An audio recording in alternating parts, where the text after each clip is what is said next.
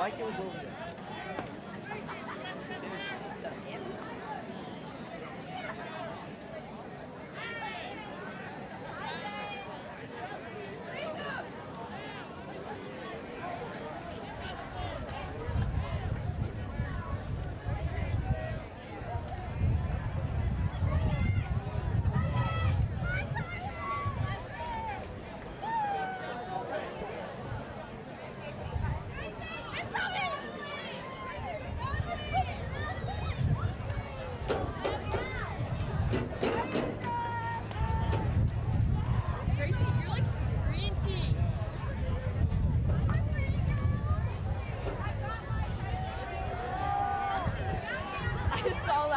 The girl on the end.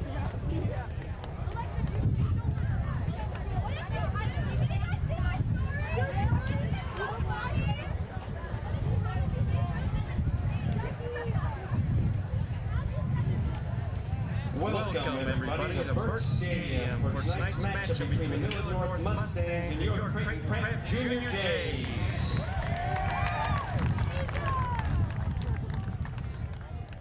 Now if you'd all please rise and remove your hats. Well, the award-winning Creighton Pratt Band will play the national anthem under the direction of Mr. David May.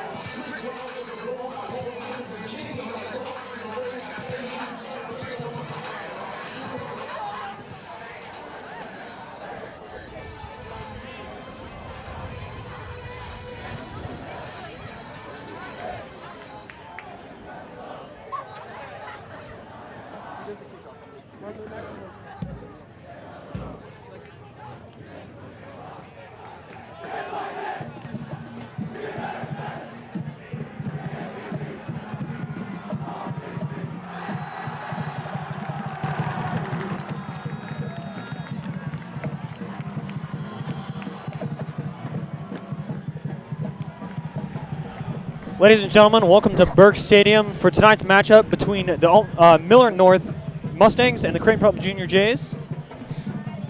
We are now a minute and 45 seconds away from kickoff.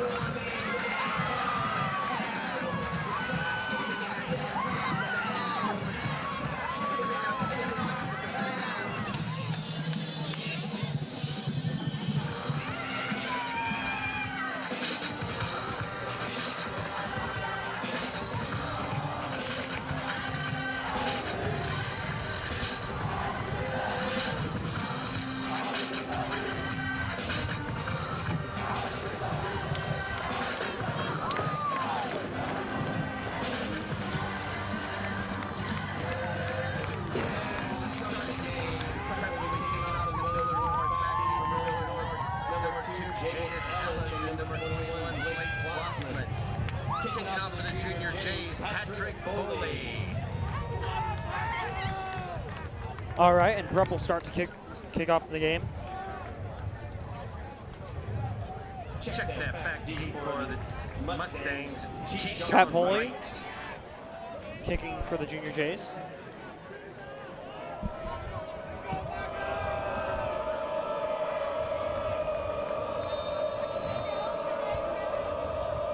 And we're off.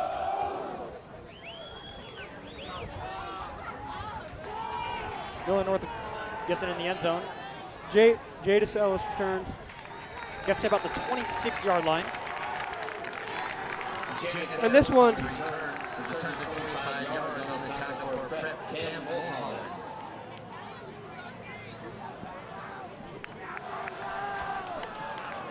and this game, Cal, is a big game for Prep. The last time they started 4-0 on a season, they made it all the way to the state title game. That was back in 2014. They now have a new coach and all new players. Millard North, on the other hand, is 0-3, but those 3 losses are all to top 4 teams. So maybe they're better than their record says. We'll find out here tonight. First and 10 for North. Straight up the middle, stopped for a loss.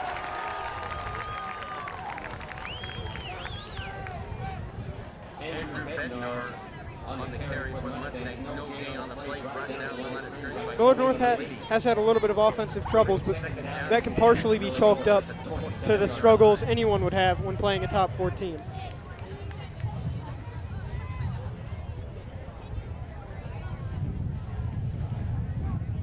Second and 9.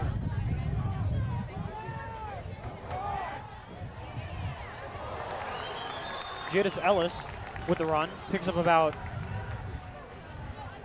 8 yards on that play. And that tends to work a lot against high school teams. If you send a man in motion and then hand the ball off to someone else, the defense is too busy focused on the motion man and isn't ready for the handoff. Has been a problem for Prep, though. Only giving up 13.7 points a game, slightly less than 2 touchdowns. Big reason why they're 3-0. First set of downs for Millard North. Now at a 3rd and 2 situation. Another back row pass. Intercepted by Alex Bullock with the interception. That will be Jay's ball at the 36-yard line. Alex Bullock, obviously a very familiar name to Creighton Prep fans. He's the one who made the interception in the end zone against Omaha North. First game we called to keep the game tied and send it to overtime. Huge play by him, and the defense is starting off very well. And now out for Prep, the starting quarterback is John Caniglio. So far this season in just 3 games, he's thrown for 6 touchdowns and no interceptions. A very efficient quarterback. Alex Bullock, who just made that pick, is also back on the field as a wide receiver, a double threat. Passing complete. Looking for Will Manhart on the play. Make it 2nd and 10 from the 37-yard line. Prep likes to pass the ball quite a bit. They're averaging around 270 yards a game, and that's slightly more passing than running.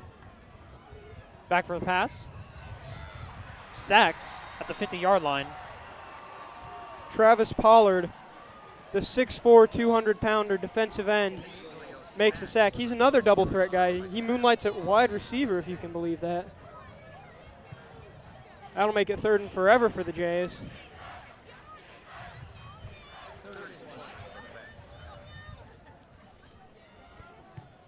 Caniglio back up again to pass. Looking for a Bullock over the head. Good coverage by Caleb Munger, senior corner for the Mustangs. That'll bring up 4th down from about midfield. 4th and about 20.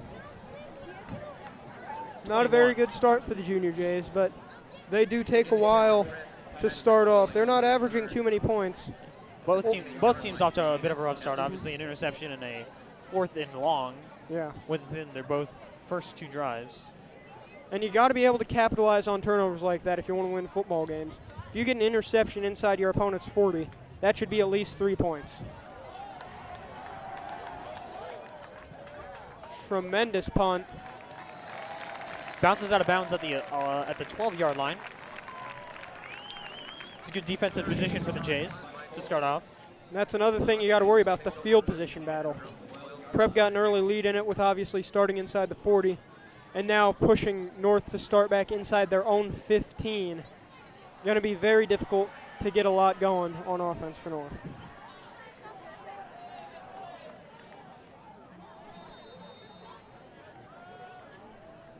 Okay, starting from their 12, it's 1st and 10 for the Mustangs.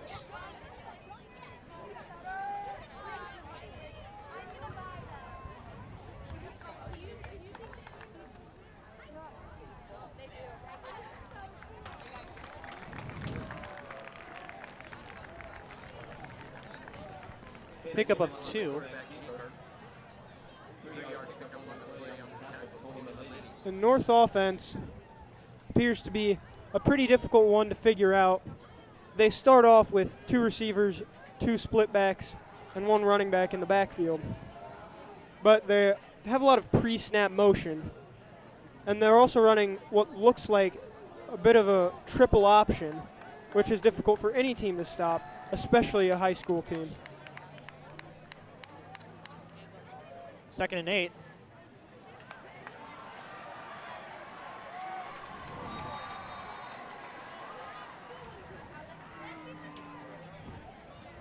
Andrew Bednar with the run. Good for a 1st down.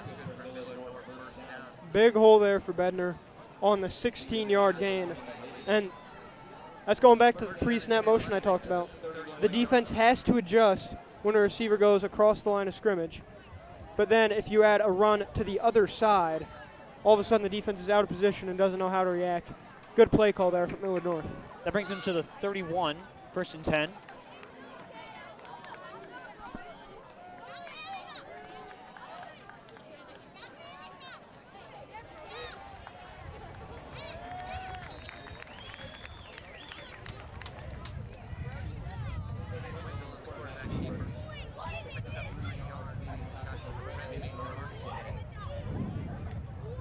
Quarterback keeper there for Millard North, good for about 4. And that can be a big part of a team that runs sort of an option offense, because oftentimes you don't think of the quarterback as a runner, but if he fakes a handoff and the defense goes for the running back, oftentimes there's a lot of green grass in front of him. I've seen 2 quarterback runs this play. Flag on the play stops the action after a 2nd and 6. It'll be a false start. And that's one thing that a lot of teams with a lot of motion, they can do. Number 1, Gabriel Terry was the one in motion on that play. and they actually pitched it to him this time. And that can be difficult because naturally the Prep defense is going to assuming, oh, it's going to be a run to the other side. But if you actually pitch it, then all of a sudden that's a whole new can of worms to open up for Prep. That takes him back to 2nd and 11, around the 30. Motion again. Stopped at the line is the run. Prep's defense doing a good job so far, stopping the runs up the middle. That's been troublesome for them in the past, especially in the Omaha North game. A lot of rushing yards given up, but the defense has improved over the season quite well, and once they get into the really tough part of the schedule that's coming up, defense should be ready for a playoff level of intensity. The Mustangs get back to 3rd and 10. Another keeper. This time, I think he got it. pickup of 11 will get the first down for the Mustangs. That's Wendell again. And that's the thing about the option offense that's so tricky to defend, because it's all on the quarterback. And it's difficult for a linebacker whose key might be the running back or the receiver, because all of a sudden the quarterback's running and you're getting blocked. That brings up a 1st and 10 from the 44-yard line.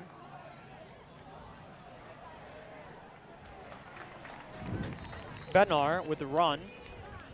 Good for about 7.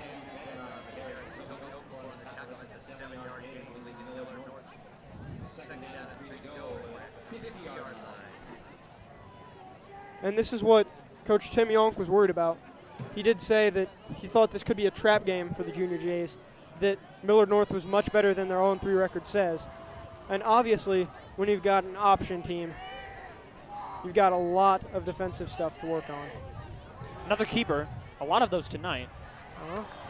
Gets across the first down marker into Jays territory. That's about at the 42-yard line. Bring up 1st and 10 from there. And just like last weekend in college football, Army came to the Big House. They were on the triple option. They nearly upset the number 7 team in the country in Michigan because the triple option is so difficult to defend, because you never really know what's coming. Yeah, that option is difficult to pull off, but also difficult to defend. Yeah. It's not like the spread offense where you can figure out, okay, it's 3rd and 6. They're probably going to be all be running hitches to the sticks. On the option play, you don't know who's going to get the ball. Bednar again, good for a first down, 11 yards to the 31. Very good second drive for Millard North so far after obviously the pick on the first one. Their offense really wanted to get back on the field, and they're proving it so far. They haven't really had to put the ball in the air yet because they're gaining 4 or 5 yards a run. And if that happens to you, then you don't have to worry about getting into 3rd and long situations where you have to put the ball in the air. Not very many passes from the Mustangs tonight, all run option. Excuse me, run motion. Motion again. Another keeper, broken up at the line. No gain. And that's one good way to really make sure that you can stop an option team. You got to know where the blocks are coming from and get around them. Quarterback had 2 guys coming left with him, and still 2 Prep defenders got through and were able to tackle him for only a gain of about 1. Christian. All right, 2nd and 9 from the 30.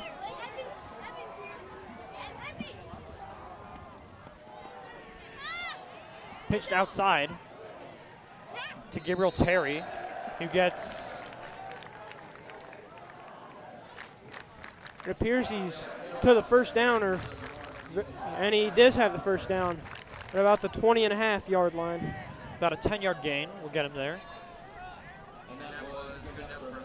Prep hasn't really had to defend this. Like Omaha North, the team that ran the most off of them, they really had one strategy, and that was run the ball with their running backs. You knew who the ball was going to, and there wasn't a lot of trickery or motion. There's a flag before the snap.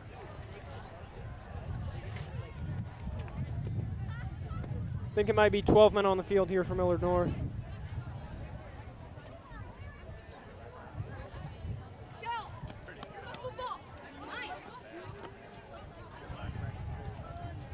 And Flag is waved off. perhaps the referee thought the ball was snapped because there was a receiver for Millard North running off the field when the referee threw the flag. But since the ball wasn't snapped, it is not an official penalty. Still 1st and 10 from the 20 up for the 21. Tight end in now for North. Gaping hole. Bednar gets to the 9. That'll be 1st and goal with 9 yards to go to the end zone for the Mustangs in their 2nd drive.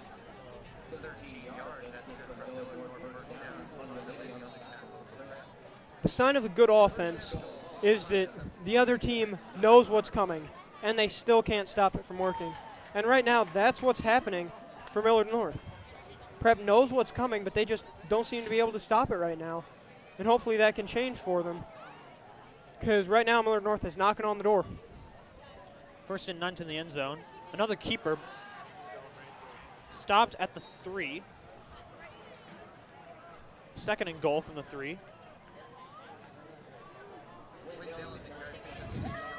One thing you'll like to look for in an option quarterback is speed. How quickly, speed and acceleration actually, how quickly can they get going quickly? And so far, Wendell has shown himself to be pretty fast and pretty agile as well. Millard North looking to score on their 2nd possession of the game.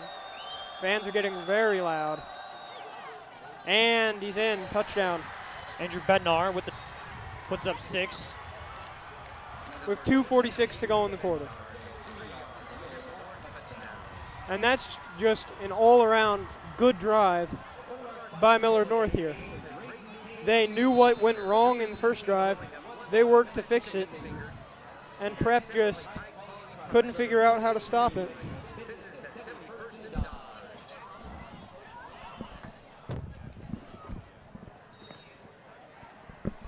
Extra point is good. That's Tyson Todd. Point after, and it is 7-0 Millard North.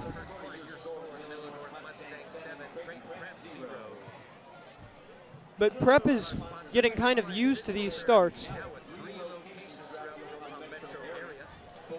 In their first 3 games, they've only scored first once, and that was last week in their shutout of Lincoln High.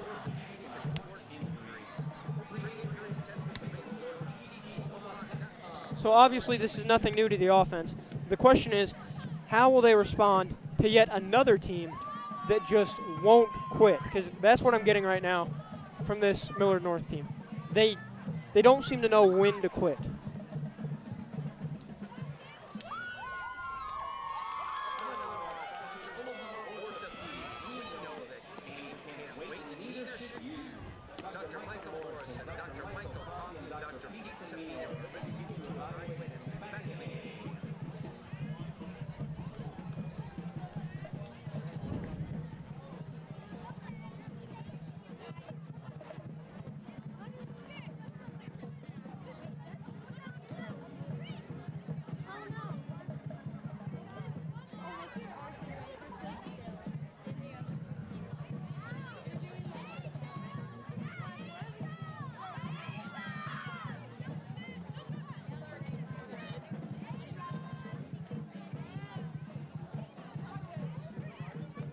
Is Miss Meisenberg here?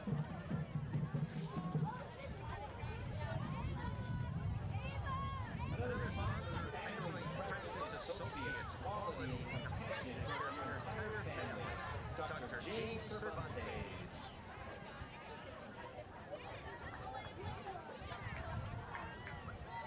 Just a reminder, join us on Tuesday, September 24th for the Great Prep Sports Night as we welcome Kansas City Royal Hall of Famer George Brett. Now kicking off is the Mustangs. An offensive player to watch for Prep is number 7, Mason Armstead. Senior wide receiver has 15 receptions so far this year for 191 yards and 3 scores. Caniglio's favorite target so far. He'll get a lot of looks in this game. Todd kicking off for him. Very short kick.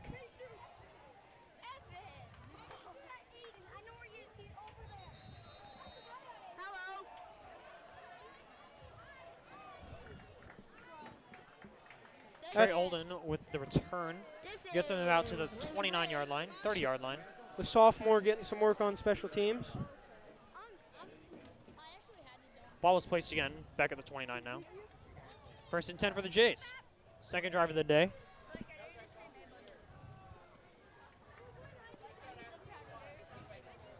They've still got Vinny Cassiopo starting at running back. The junior has been quite reliable so far this year. Flags fly before the snap.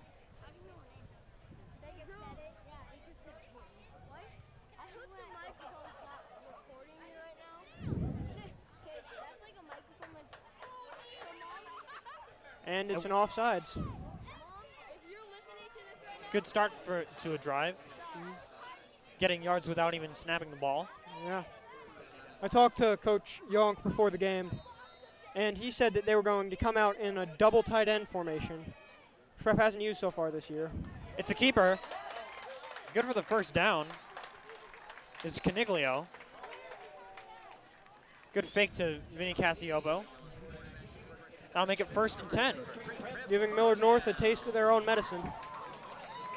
1st and 10 from the 42 of the Junior Jays. Prep doesn't have 2 tight ends right now. This is what's called their Raptor formation. Where they Another put keeper. 2 running backs in. Again, a good fake to Cassiopo. Ball is out. The second turnover in the first quarter, this time by the Jays. Mustangs will recover about at the 45-yard line. 2:23 to go in the first quarter. And all of a sudden, the bird cage is silent. No, you aren't. Besides, you can't do that. Watch this. I see. And by the way, they're North's defense is looking pretty good. Admittedly, there is a slight talent differential in between the top 4 teams in Class A and the number 9 team. But Millard North right now does not look like a team that loses by 31 points a game. This looks like a very solid team.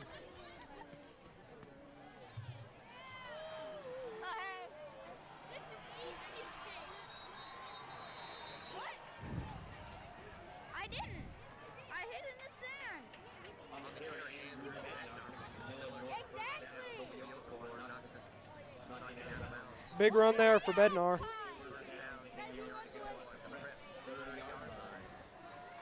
At the 30-yard line, it's 1st and 10 for the Mustangs, who were just in this situation not too long ago. Prep may need Looking to put up at least 10 points here in the first quarter. Prep may need to start sending some defensive backs or safeties on the blitz because it doesn't look like Millard North really wants to put the ball in the air. Bednar again. Wendell fakes going back for a pass.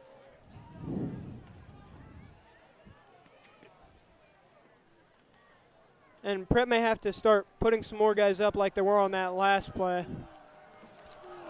The far corner, I believe it's Armstead. He was very close to the line on that play, and that's what you need to do, because if you allow 7 yards of carry, then a team can just run the ball right past you all game. 2nd and 5 from the 25. Oh! What a hit from Joe Boulay. For a 4-yard loss. I think there was a miscommunication for Wendell. As he was running, he looked backwards as if he was looking for someone to pitch to, but there was no one there. And then he looks forward and... Lights out. Yep. That'll make it a 3rd and 9. And obviously... From the 29. Obviously, like you were talking about earlier, option offense, tricky to defend, almost as tricky to run right. Evident there in that play. Sometimes miscommunications can happen on an option. And that will result in big hits like that. Another good stop, gain of only 2. And now, with less than 40 Run by seconds Bednar. to go, in the first quarter, Millard North will have to make a decision. This really, But the decision really isn't so much as whether to kick the field goal or go for the touchdown. Most high school kickers can't hit from this range, which is about a 45-yard field goal. Question is, run or pass? I think they might try to put the ball in the air here. Oh, movement on the line there.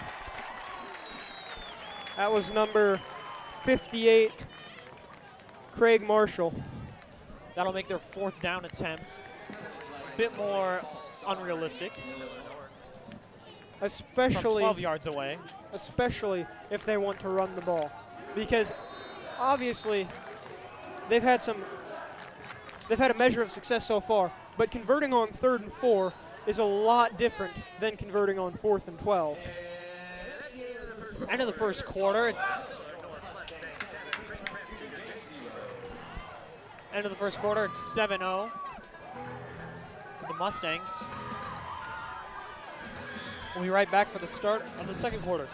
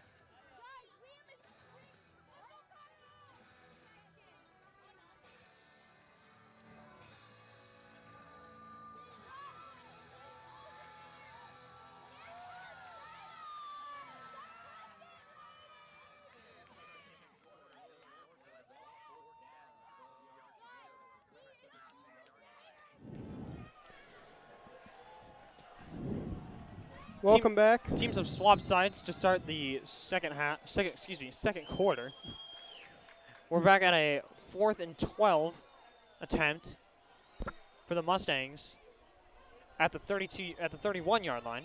And obviously, this is critical for Prep, as Millard North will call a timeout, because if North goes for it and gets it, with the way they've been running the ball, it's highly likely they'll score another touchdown, and then all of a sudden, Prep's down 14-0 with about 10 minutes to go in the half.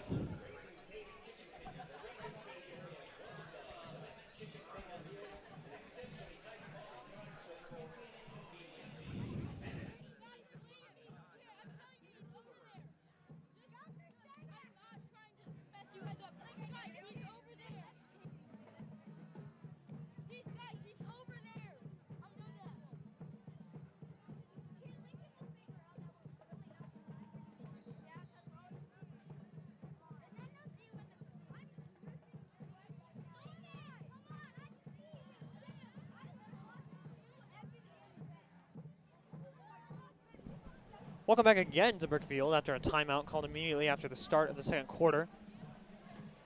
If you forgot by now, it's a 4-11 for the Mustangs at their 31-yard line. And if you also forgot that it was 4th and 11, you probably also forgot this is going to be critical for the Junior Jays defense. It's a pass. Looking. Broken up. Great coverage by Mason Armstead, the senior defensive back and captain of the team. And that is absolutely huge for Prep. Yep, pass intended for Sixel. First run I can remember, or excuse me, first pass I can remember of this game. It's been all run, which has driven them up and down the field. Well, they did have one pass on the first drive. Only problem is it was thrown to one of the guys in blue and picked off by Alex Bullock. North got the idea pretty quick that maybe passing isn't the best option, and running was, considering it did score. Running almost solely scored them a touchdown. Indeed. Now the Jays will take over at the 32, 1st and 10. Flag on the play before the snap. And here's one thing Prep may have to worry about. Their second offensive drive started fairly well until it was taken out by a sack that basically derailed the whole thing. The question is, will Prep be less willing to try and go back for a deep pass after that? Illegal substitution. And two straight penalties for the Jays. An illegal substitution, now a false start. We're bringing back to 1st and 20 from the 24-yard line. Obviously not a great way to start a drive. And now Millard North's got to be I would assume they'd have to put at least 5 defensive backs on the field, because 1st and 20, unless you're just wanting to punt, which I don't think Prep is, it's an obvious passing down. Back to pass, just off the fingertips. I think that's Boulay. Yep. Number 11, Joe Boulay, also a captain, also a senior. Boulay outran the pass, barely off his backhand. Just a little bit behind him. And now it's a lot more manageable at 2nd and 20. About 11:30 to go here in this first half. Appears to be an official timeout.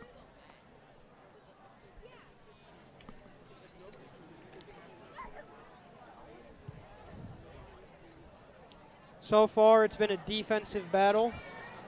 And if you can stop the run right now, you are winning that battle. Millard North can. Prep so far hasn't really been able to.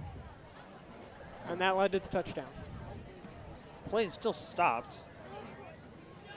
Possibly a clock issue.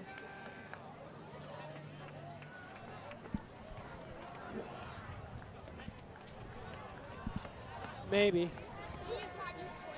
I'm not sure why there would be a clock issue, though. Quarter open with 12 minutes to go, and after 2 plays run, the clock is reset from 11:31 to 11:40. I'm unsure why. Possibly because the clock continued to run after the incompletion, which is normally a stopper. Vinny Casiopo, huge gain. Gets a little bit more after contact. And that's basically why the draw play was invented back in the early days of football. When the defense was expecting a pass, everyone dropped back as if it was, and then the quarterback just handed the ball off. And all of a sudden, the running back had a free and clear space. And now it's 3rd and 5. Terrific play call there. Another pass. Ooh. Just outran. Alex Bullock intended. That'll bring up a 4th and 5. Niglio so far Punt squad comes out for the Jays. A little bit inaccurate on his passes. Pretty surprising considering how well he's done so far this season. But maybe he's just a little rattled, because so far from what I'm seeing, this is probably the best defense Prep's had to face. Punt unit comes out. It's Pat Foley, back to punt. The hero of the first game against Omaha North. Oh! Foley gets hit, but no High call. punt. Fair catch by Ellis. And Millard North will start with the ball on their own 26. So now the defense, which has to come back on the field. You got to think fatigue is going to play into it sometime.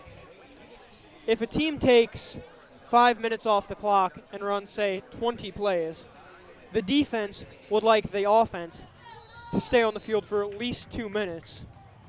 Prep's offense just stayed on the field for about 1.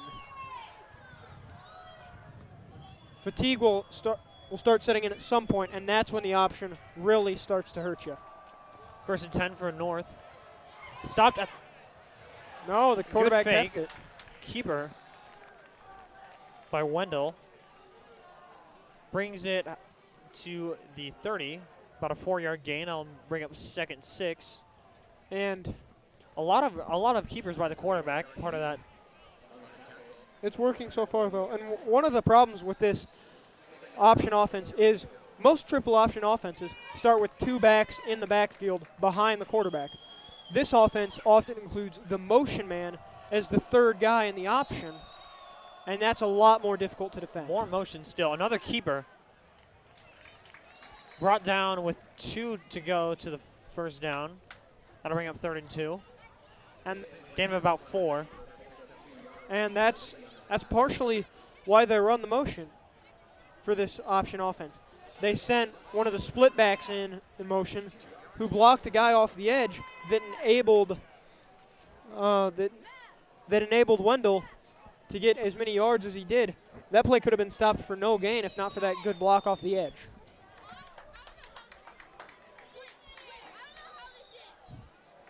Third and 2 from the 34-yard line. Fumble. Wendell keeps it after the fumble. Gets enough yardage, gets to the 40. Good enough for a 1st down. Gain of 6.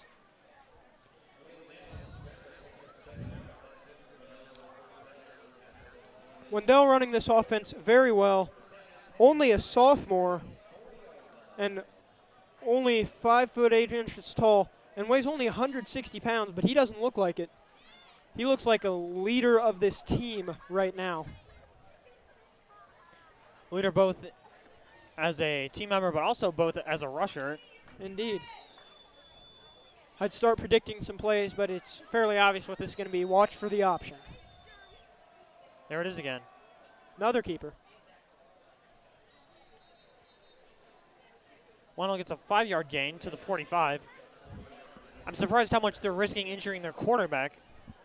I guess if what he's got for him is the rush, then you kind of have to risk that if you want to get yards. Yeah, and they also have a couple of other quarterbacks on the roster too, so if need be, they can switch to one of them because I doubt that the backups don't know how to run the offense. Obviously, to have a sophomore quarterback, he has to have something special about him. Indeed. 2nd and 5 from the 45. There's a flag. Probably either a hold or a block in the back. And, oh, never mind, false start. Flag interrupted, stopped the play, so before the snap. That'll bring North back to 2nd and 10. Yep. And one of the things that I've mentioned a couple times throughout the broadcast is yards per carry.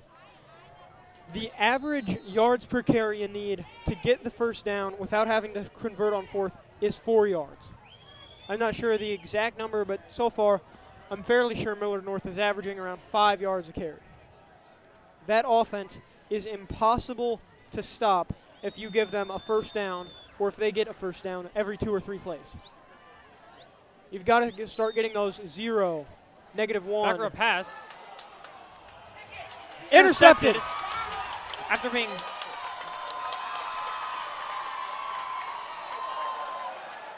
That's Kyle L. Mormon. First start at DB, gets it down to the 2. the ball was tipped. The ball was tipped and then bounced around in the hands of the receiver. Then it's taken away. completely changes the atmosphere of the second quarter for the Jays with 8:09 Absolutely. left. And that was a surprising play call. I wasn't expecting past there at all. But the thing is, he had a receiver open. If that ball hadn't been tipped at the line, that was likely a completion and a first down. But it was tipped, and that gave Mormon time to get in there, wrestle with the receiver for the ball, and he ended up getting it. Once again, another pass play not paying off for the Mustangs. And Braden Woodward, the Jays' short yardage quarterback, is in. He'll take it himself, and Stop behind the line. thrown down by Tyler Runnels and Tyson Todd.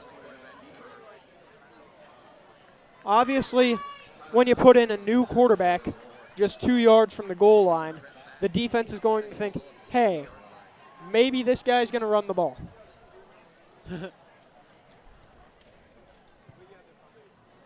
Yeah, Woodward has been the short yardage quarterback for the Jays. And they call timeout. called. When we come back, at Burke Stadium, it'll be second and goal from the 7-yard line for the Jays. Yep.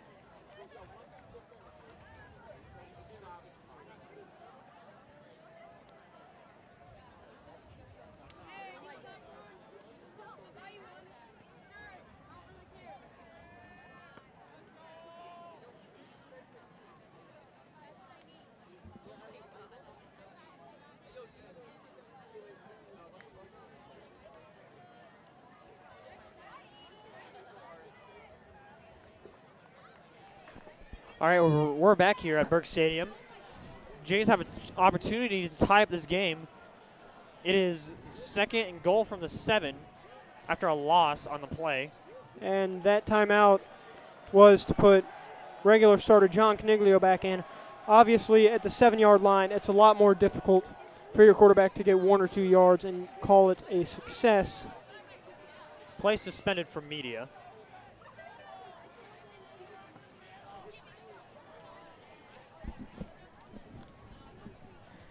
One thing that, and looks like the media is back. Here we go. Back to pass. It's Caniglio caught. Armstead, #1 receiver, and that'll get him about 3. Yep, back up to the 4. Third and goal from the 4. Basically, think of this, if they want to tie the game, they've got 2 downs to get 4 yards. That's what they got to do. And they've got a fullback in again. Oh, not good. Sacked is Caniglio. Back at the 12. And again, it's Runnels and Todd getting in there. And that was just all-out blitz by Millard North.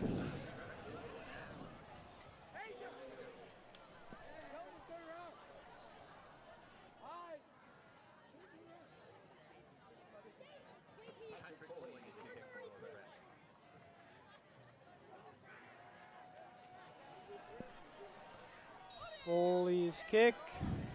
Foley's kick is good. Makes it 7-3 for North.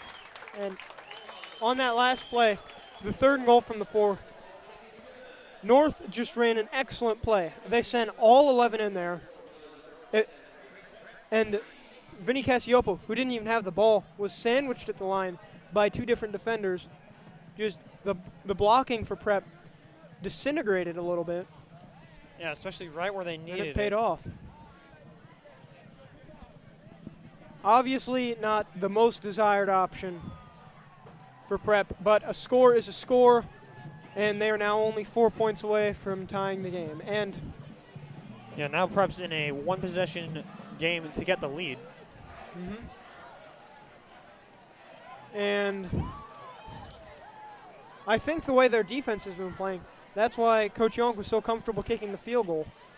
Normally on 4th and goal from the 12, down 7, a lot of people would go for it, but he's confident in his defense as they've gotten stops the last 2 drives, and he's looking for them to make a third one.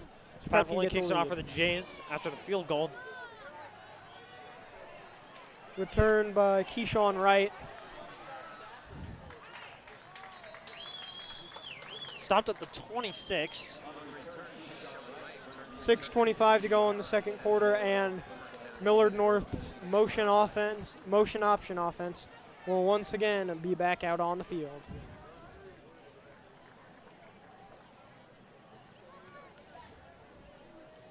And obviously so far, player of the game is Wendell. Except for that one play where he got blown up by Boulay looking for an option to pitch. Well, and the 2 interceptions he's thrown since the start of the game. Well, you can't really blame the second one on him. But other than that, he is having a terrific game, especially considering the system he's in. And speaking of it, there he goes, down the sideline. Big hole. Breaks free. Big hole.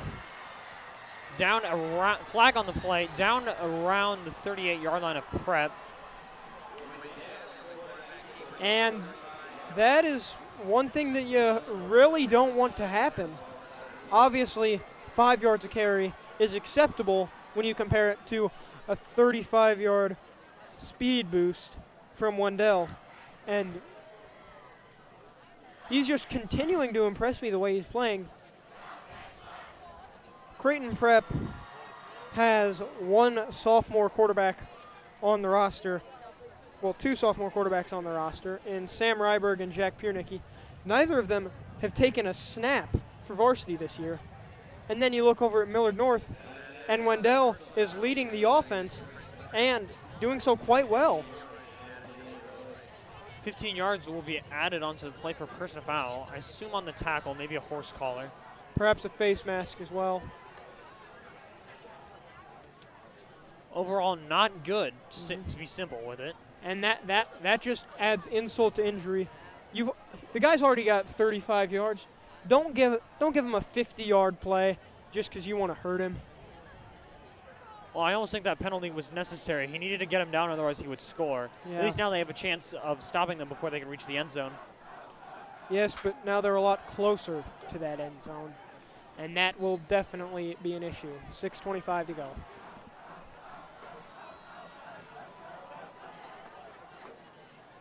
This time handed off. To score is Bednar again. And that's the beauty of the option offense. That was, I think, the first time they've handed it off to Bednar in the past, 2-3 drives? No, Bednar definitely did score the last touchdown. Well, yeah, but they've had 2 or 3 drives in between that. Okay. But for the PAT is Tyson Todd. Mustangs fan section getting very loud, and with good reason. The winless PAT is good, makes it 14-3 for the Mustangs. The winless team is beating the 9th-ranked team in Class A 14-3 with 6:15 to go in the second quarter. And honestly, I just don't get what happened to Omaha North in their first 3 games. Admittedly, Millard West, Elkhorn South, and Millard South, they're all very good teams. They all have a chance at winning the state title. But so does Prep, and they aren't losing to Prep 21-0 already. They're playing an excellent game.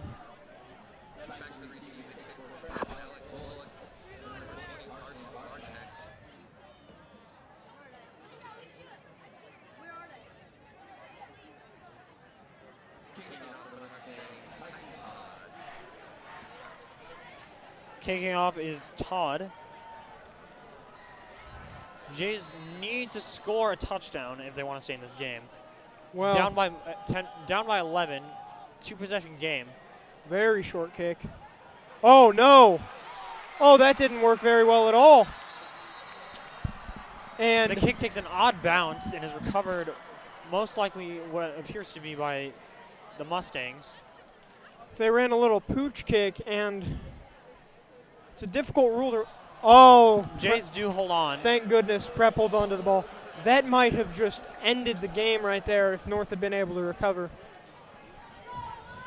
And that's one of the trickiest plays in football to do something about. Because normally with a punt, if it goes, say, over your head, then you don't touch it because it's going to be down. And perhaps Prep was thinking the same thing about the kickoff, but luckily someone got in there to recover it. I think it just took an odd bounce. Instead of going upfield, it kind of took a bounce back towards the Mustangs. It did. Another flag before the snap. Probably an offsides. Number 57, Heinrich DeBoer for Millard North, was already stepping through the left tackle and the left guard. A little bit of light for the Jays at the start of their drive. 6:15 left, still 14-3. Hand off to Cassiopo. Cassiopo with Breaking the opening. free. Gets a good gain. What a Dodges move! the tackle. Up to the 30, to the 20, to the 25. To the 20 is Cassiopo on an amazing run. What a play Possibly the longest of the night if you exclude penalties. from Vinny Cassiopo.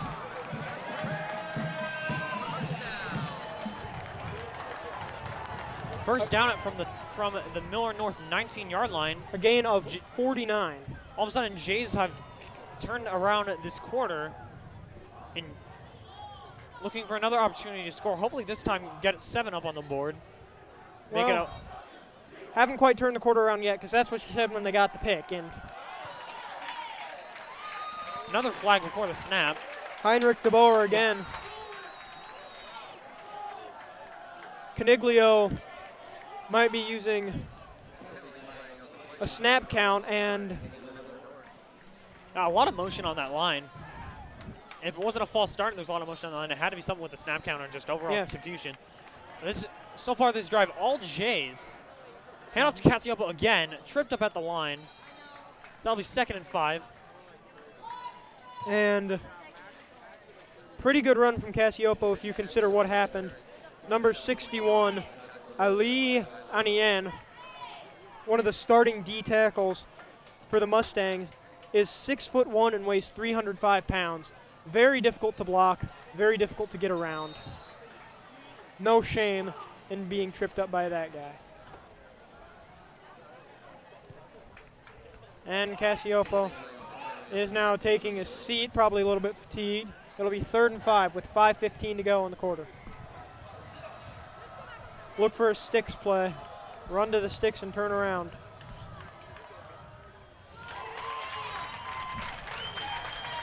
Good catch from Armstead there. A much-needed first down after a 3rd and 5.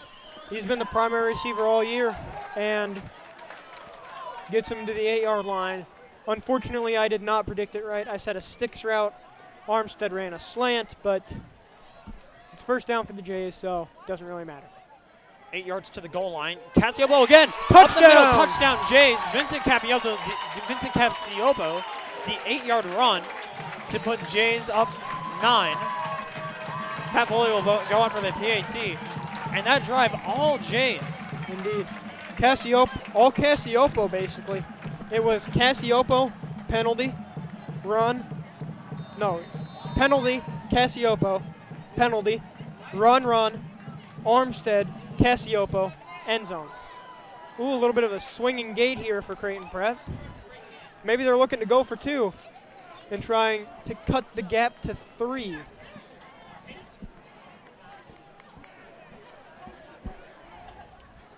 They do not.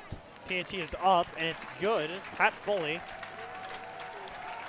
14-10 Mustangs, 4:48 to go in the second quarter. And Cassiopo already having his best game of the year so far in their first 3 games. He had 118 total rushing yards and 1 score.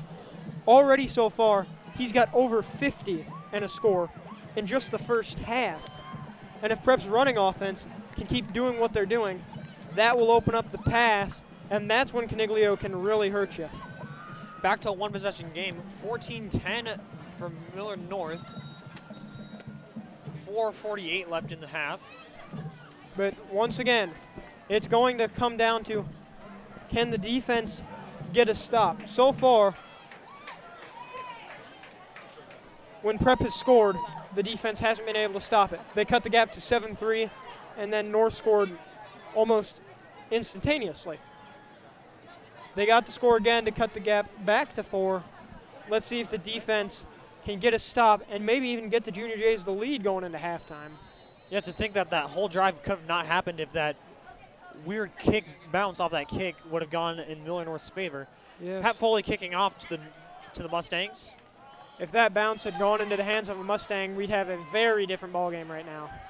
Keyshawn Wright on the return, stopped at the 14-yard line. 3 Junior Jays got through the blocks there. And that is no fault of Wright's there to not get a lot of yardage. There were just too many defenders for him to do anything other than get tackled. So that'll be a hold on Millard North, and I'll bring him back another 10 yards. And that's when you know everything's broken down. You've got 3 guys tackling the returner, and yet there's still a holding call. So that just shows you right there that Prep special teams would very much like to take the lead. Prep defense starting off with great field position, pushing the Millard North Mustangs back to their own 7. It'll be 1st and 10 from there with 4:42 left in the half. Bednar, again with a run, picks up about 6. That'll be 2nd and 4 from the 14, back where the kick was originally spotted, or the return, I should say. Bednar, obviously the primary running back for the Mustangs, but not the primary runner tonight, as you pointed out. That would go to Wendell, the quarterback. Wendell back under center. Motion already. Back to Bednar again. And he nearly breaks it all. Almost broke free. Could have gone straight to the end zone. Luckily tackled at the 26-yard line. 1st down for the Mustangs. Only a gain of 12. Down player on the field for the Jays. Trainers come out. And Millard North so far hasn't had a lot of offensive variety. When obviously only like 3 or 4 passes. 2 of those have been picked, and 1 of them was batted down on 4th down. Every snap has been taken under center, and yet they've still managed to take the lead here. We'll be back after this injury timeout. Specialized physical therapy is our sponsor. Now with 3 locations throughout the Omaha metro area for weekend warriors and serious athletes alike. See Mike Solero, class of 1978, at our 66th physical location for help with all your orthopedic and sports injuries. Free injury assessments available. Go to ptomaha.com for more information.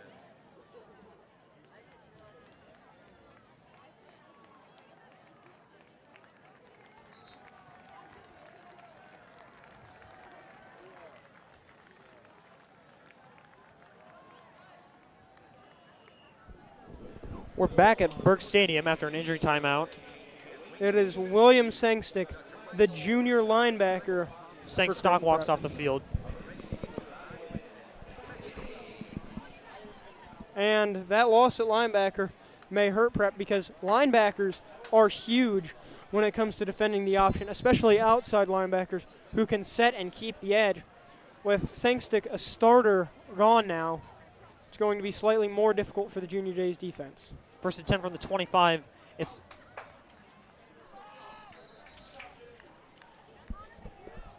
Bednar again. That's his third straight run of the drive.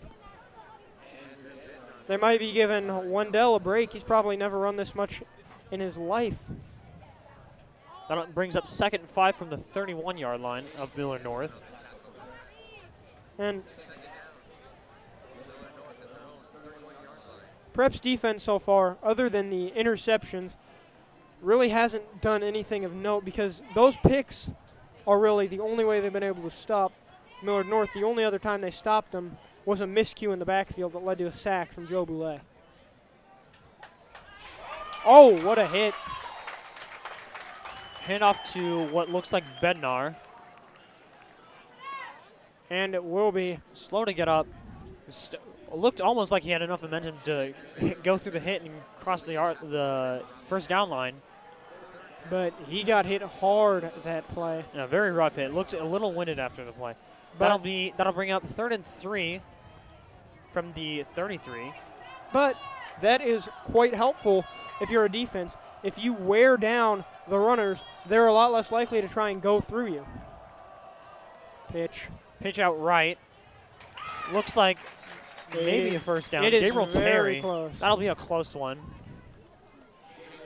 Terry. The first down marker was knocked down on the play. Going to be a bit hard to tell from now. And based on the spot, that is very close. Might have to bring out the chains on this one. They are talking it over. It is a first down. And the chains will move.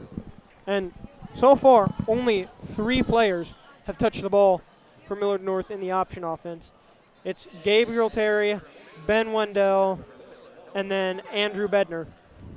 Bednar obviously has 2 scores. Wendell is the leading rusher as of now. And Terry is adding really some variety to the offense because Prep always has to be wary of the motion man because he could get the ball as well. 1st and 10 from the 36. Big pile up. Bednar. Not much gain to Again. be seen. Maybe about 2 or 3. Yep. 2 yards for Bednar. We are now at 2 minutes and 30 seconds left in the half. Jays, if Jays get a stop here, they could definitely get the ball back and maybe even change the lead before the half. Perhaps, but with the clock ticking, the coach may need to start thinking about using some of those timeouts later because we're at 2:10 to go now, and Millard North appears to be in no hurry to snap. Keeper. Ooh, brought down is Wendell. Another keeper. That'll bring up 3rd down. That'll make it 3rd down and long, which is the important thing. Clock at 2 minutes now. And watch for the pass. At 2 minutes, Prep takes a timeout. Good call. Looking to get a score out of this half. After the timeout, we'll be back with 3rd and 7 from the 38-yard line.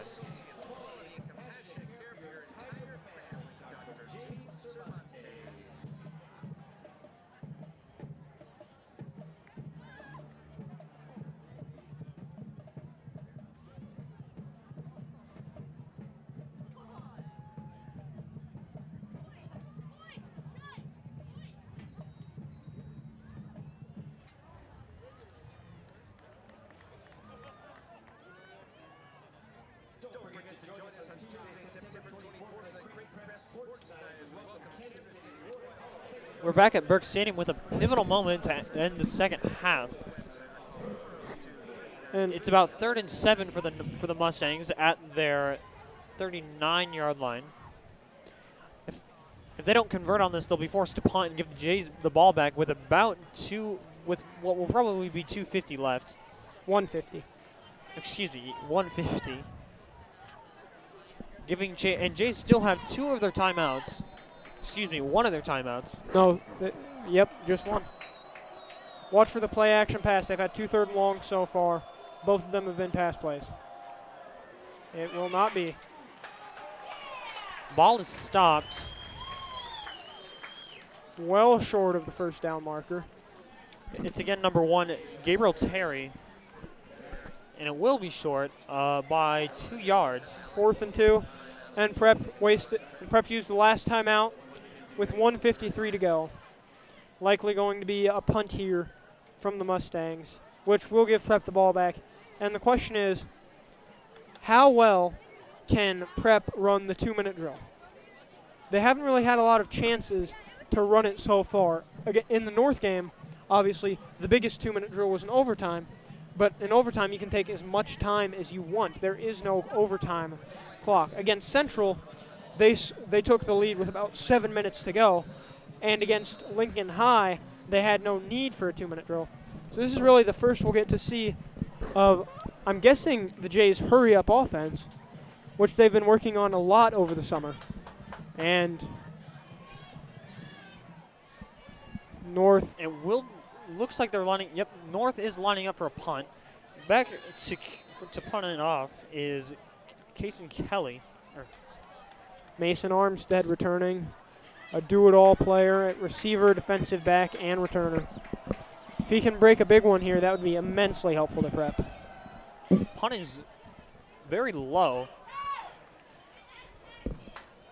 Return breaks tackles up the field and out of bounds at the 36-yard line. Flag on the play. Excellent return there from Armstead. It looked like he was about to get 1 yard on the return, but instead he broke free of 3 defenders, turned it upfield, and managed to get 15, and that puts Prep in a much better position to get at least 3 during this 2-minute drill. With 139 left in the half. One thing I'd watch for Penalty is against the Jays. We'll bring it back.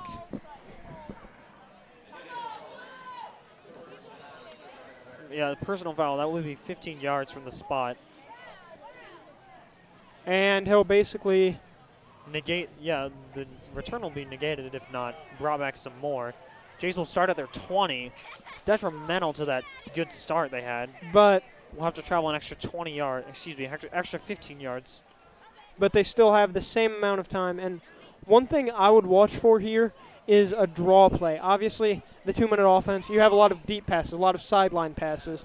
But the draw play seemed to work in the first quarter with Cassiopo. And obviously, we've seen Cassiopo break big runs before already tonight. And here's Prep's got 2 receivers stacked up to the right side, closest to us. No tight ends on the line. A run up the middle. It's only a gain of 2.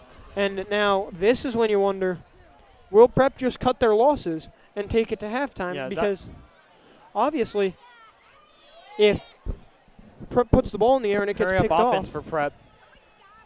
Thrown to the sideline. Oh. Intended for number 83. Manhart. Good coverage there by Gabriel Terry. Incomplete pass will stop the clock, unlike that run that went up the middle. It is now 1:15 left. 14-10. North is up. And Jays have no timeouts left. I would run the ball here, honestly. North has still got 2 timeouts. If you pass it and you don't get it, they've got 1:15 and 2 timeouts. They will run. Cassiopo with the run. Brings up 4th and 2. And it appears Millard North will use the second of their timeouts with 1:02 to go. And they're going to be facing a dilemma here because obviously what's worked for them so far is the option offense. But the problem with the option offense is it keeps the ball on the ground. Keeping the ball on the ground wastes a lot of clock. But their passing game has been iffy, needless to say. So maybe they'll just try to take it to halftime because the beautiful thing about having a lead is that they don't need to try and score some more. They've got the lead. They could easily kneel the ball down and just say, hey, we'll take our halftime lead. extending it would be nice, but if it goes against the offense and it's a little riskier than kneeling it, probably wouldn't be a good idea. Players are back on the field after a Millard North timeout. It is 4th and 2 for the Jays at their own 29-yard line. Back to punt is Pat Foley. And if North does decide to put the ball in the air and Prep gets a pick and a big return like they did with Cal-El Mormon, very high that would punt. be troublesome. Takes a bounce towards the Jays a little bit. So the Millard North will start their drive at the 47-yard line. Senior Robbie That being Masick their own 47-yard line. down the punt. And that's not very good for Creighton Prep because a great punt would get North down to the 25, meaning that to get into high school kickers field goal range, they'd probably have to go about 55 yards, assuming that a high school kicker can make it when the ball is snapped from the 20. Now, North has less than 35 yards to go, and they've still got that timeout remaining. But obviously, probably going to be looking for more passing. Pitch out right to Terry. Terry runs upfield. And he may be gone. He That will be score. a touchdown before the half. And First play of that drive. that was obviously very unexpected. But the runs to the outside, they haven't really been using those so far this half. It's been quarterback keeper up the middle or Bednar running off tackle. But they give it to Gabriel Terry, who I'm assuming, since he's a receiver, is pretty fast.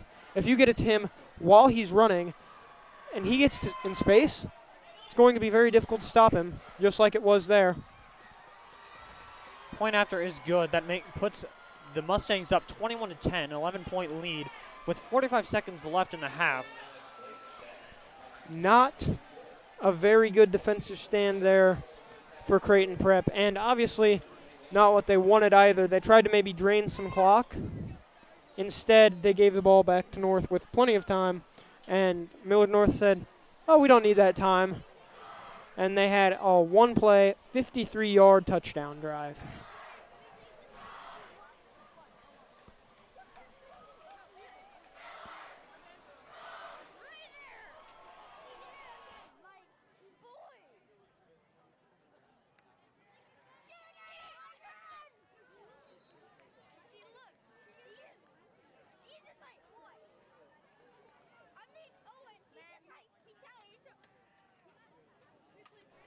We're back again at Burke Stadium.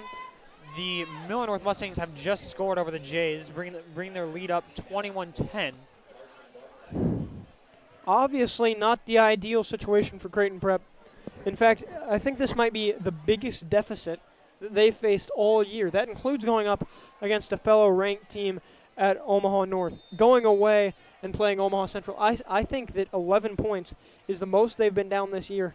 And it is to a team that a lot of people didn't expect them to be down to. Another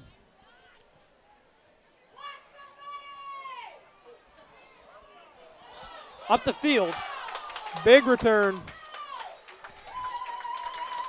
About to midfield. Hayden Stessman gets past midfield to the 52-yard line of Millard North, possibly opening up the possibility of a score to answer with 38 seconds left for the Jays. Still no timeouts. Could see a lot of hurry-up offense and out of sideline passes. The question is, how far do they need to get for Pat Foley's field goal range? Because I don't think 38 seconds is enough time to drive 48 yards and score a touchdown with no timeouts. Without, like, a lot of spiking, that is. Yeah, like or without a Hail Mary. first down spike, Which and I don't think they're running Yeah, that. not very confident that a Hail Mary would happen right now. Back to pass. Rolling right. Who else but Armstead? Armstead trips himself up after a bit of a run. Had to bob and weave throughout some defenders. Clock running. Prep That is needs some to first spike hit. it. Ball on the 40. Prep needs to spike it or play immediately. And I believe that's an official timeout. I think the clock did keep running. It should probably be at around 21 seconds. The officials are discussing it right now. I think it should be at a lot more than 21 seconds. The play started with 38 seconds to go.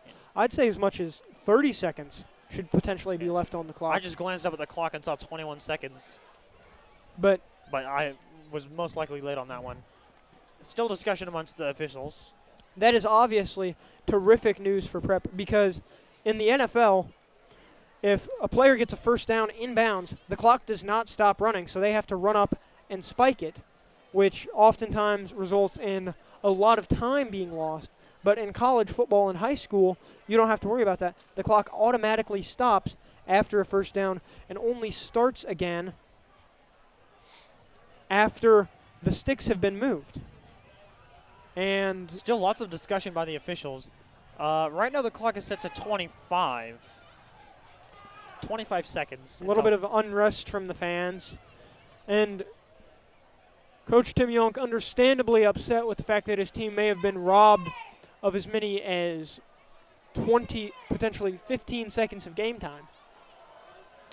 With 25 seconds left, it's 21-10, Millard North. Jays have a 1st and 10 from the Millard North 39-yard line, and the clock starts now. Only about 20 yards to Back the for field another goal. pass. Armstead overthrown. Good attempt there by John Caniglio, but Armstead was blanketed there by Jadis Ellis, one of the seniors for Millard North. And that is obviously, that may seem like a bad situation for Prep at first, but if you look at it another way, it actually works out because the clock stops and they still have the ball. Left, Caniglio Throws it up, throws it away. Let's not get that sack. That'll bring up 3rd and 10 with 12 seconds left for the Jays. Outside of field goal range. And again, Definitely no punt. They'll have to do something. throwing it away was not a bad thing there. It was either stops the clock. If he got sacked, they would have been back quite a Near bit of midfield. yardage, and time probably would have expired for the second half. Yes. So Caligo did get lucky on that one. Taking off his towel. He's putting on his big boy pants now. Back to pass again is Caniglio. Oh no, Bullock dropped it. With 6 seconds left, Jays probably have one. Yeah, Jays have one play left. Yeah. Caniglio had Bullock and Armstead running post routes. He threw to Bullock in between two defenders. A great throw by Caniglio. Bullock just couldn't hang on through the contact with the defenders and the ground. A great play call there from Prep. But now it's Hail Mary time. And they've got 3 receivers left again. Caniglio back for another pass. Again. 1 second left on the clock. Although it is a turnover on downs. So North will get the ball on their own. North will probably 39. just need this and end the first half with their 11-point lead. Well, keep in mind, that's what I said they should do with their 4-point lead. Their first play, they ran a pitch out to the right, and they got a score. I think that they might actually try and run another play Yeah, here. another run couldn't hurt. Because A fumble would almost certainly be a down in the end of the half. the worst thing that could happen is they turn it over, and it's returned for a touchdown. Obviously, that's a momentum killer, but they'll still have the lead. And if they get a touchdown, well, that's huge because now it's an 18-point lead, which is almost insurmountable. And if they just get like 5 yards, that's good. It means their offense is still working. All right. Nope, it is a knee. That will end the half. Right now the score is Millard North Mustangs 21, Creighton Prep Junior Jays 10. Bit of a surprise for the Junior Jays. Let's see what the defense can come up with in order to stop this very potent Millard North offense. We'll be back before the half. We'll see you then.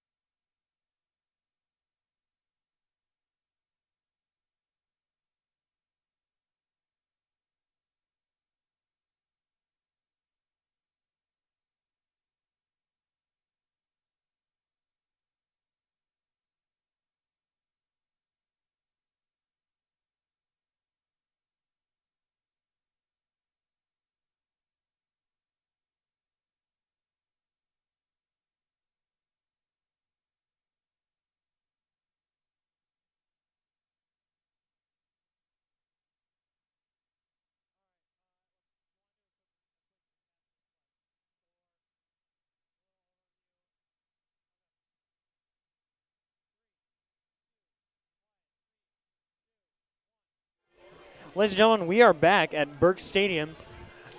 Halftime is almost over for the Mustangs and the Jays. The Mustangs leading 21-10.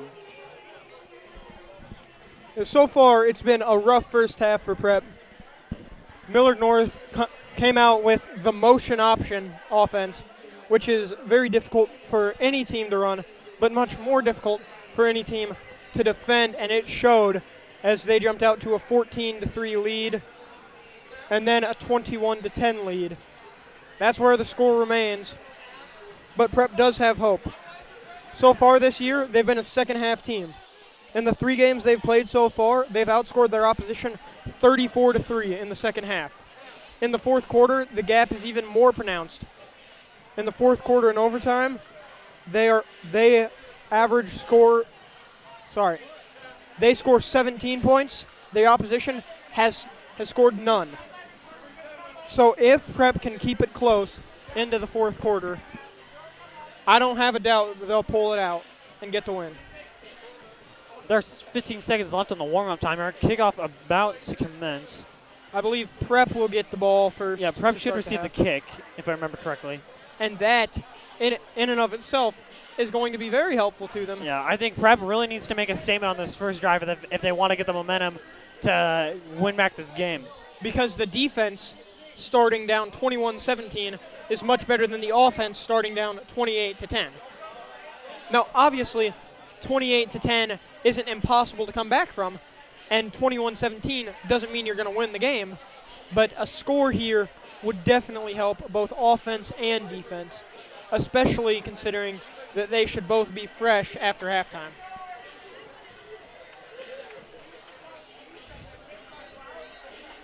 And Millard North will kick it off.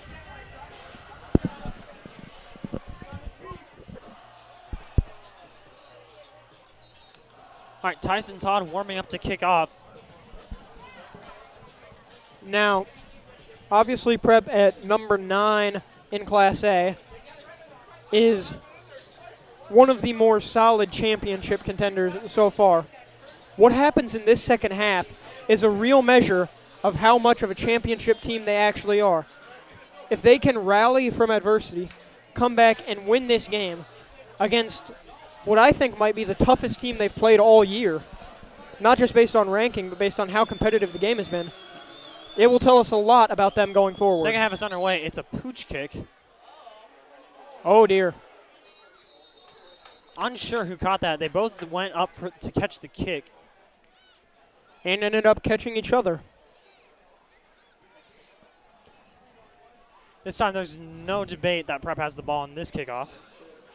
It's honestly getting hard to tell whether the pooch kick was intentional or just a bad kick, because I've seen bad kicks that end up working out well for the kicking team, but I've also seen good pooch kicks that end up getting recovered by the opposition, so I can't tell what it is. Prep has a 1st and 10 from their own 29-yard line. 2 backs in the backfield. Cassiopo. A keeper. No, never mind. Keeper by Caniglio. I did a mistake. For 5 yards. And Caniglio's running is a huge part of Prep's offense and kind of underrated. Against Omaha Central, he led all rushers with 106 yards. 2nd and 5. There's whistles before the play. No flags, though. And an injured player for North limping off the field. That is Gabriel Terry. Gabriel Terry, one of the 3 key rushers for Millard North's offense. Scored the touchdown that put them up 21-10 as well. And has also made some pretty good plays on defense and coverage. Play He's resumes. been assigned to Mason Armstead. Play resumes. 2nd and 5. Cassiopo takes the ball. Gets a little. Not a lot. Maybe a yard. 2 yards. 3rd and short now. And it will be interesting to see what Prep does here. They're bringing in Max Sanders, who is ordinarily a linebacker or a tight end, at the blocking back position. So I'd look for a run to the left. The play's broken up early in the backfield, although he could, advancing to the line. but well short of the first down. That is 4th and 1 from the 38. And not a good offensive start for Prep as Millard North makes another tremendous defensive stop. And their defense is doing some very smart things. Like back when Prep had it 1st and goal on the 2 and put Braden Woodward in, who hasn't seen much action at all this game, they set up for the quarterback run because they figured a new quarterback, probably a runner. Just like now, Prep put in a new blocking back, and they figured it'd be a run to his side. Foley with the punt. Great high punt. Good Hits it bounce about for the the Jays. 40. Taking it back to the 36. So now, once again, the Creighton Prep defense will be forced to make another stop to keep them in this game because the way the offense has been performing so far is kind of reminiscent of the Omaha North game. That game wouldn't have even been close if they didn't have a pick 6 in the first quarter. And that's kind of how the offense is playing so far. So if the defense can't get a stop here, Prep may be in deep trouble. And a bit of a miscommunication there for Prep. Appears that they only had 10 men on the field. But the defense is now ready to go. 1st and 10 for the Mustangs at their own 36. 10:08 to go. First offensive drive of the half for Millard North.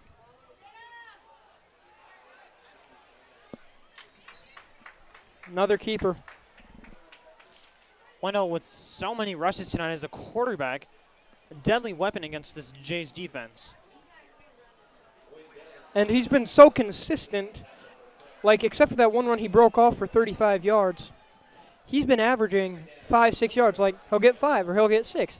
It's not like he'll go 0-0, 6-6-0-6, 6-6, 0-0-0. It's like 6, 5, 4, 7, 8. It's just so 2nd consistent. and 3. And Definitely got that one. First down. First down for the Mustangs on their first drive of the half. And it is Bednar who will get the first down for him this time. So far, not so good for the Junior Jays defense. They're going to need to do a lot better than 5 or 6 yards a carry if they want to keep this game competitive.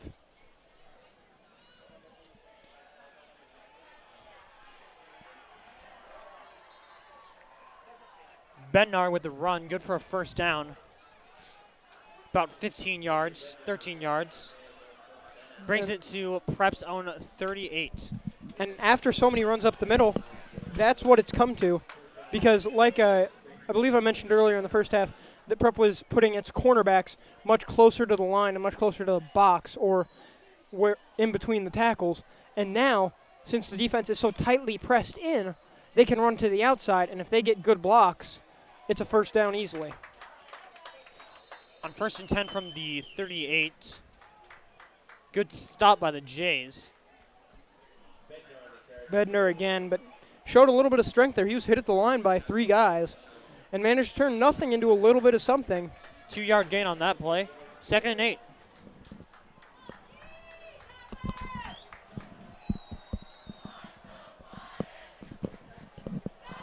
And the Millard North fans beginning to turn one of Prep's beloved chants against them. Birdcage has been rather silent. Another pitch out right to Gabriel Terry. Terry, who walked out after, who walked off the field injured after the first play of their offensive drive, back on the field for the first down. And Gets them to about what it looks like the 25-yard line. to the 24. Once again, getting in the red zone, close to scoring position for them. And again, Gabriel Terry. If you send a receiver in motion and you hand it off to him, you're guaranteed that they're already at full speed or close to it when they receive the ball, while the defense is at best half speed.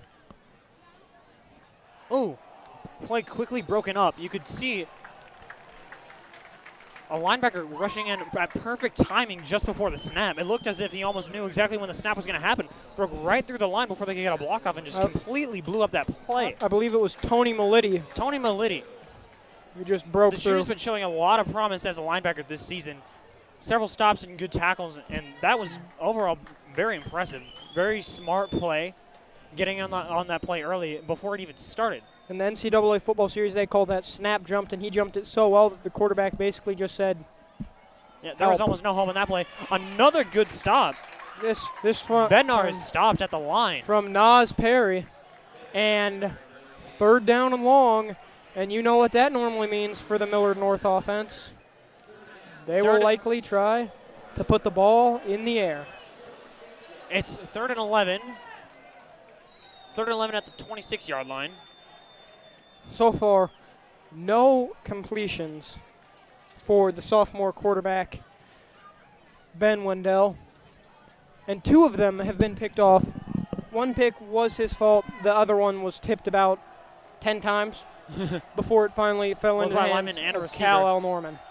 4th and 11. Down. Here we go. It is a pass. All day. We'll go for the end zone.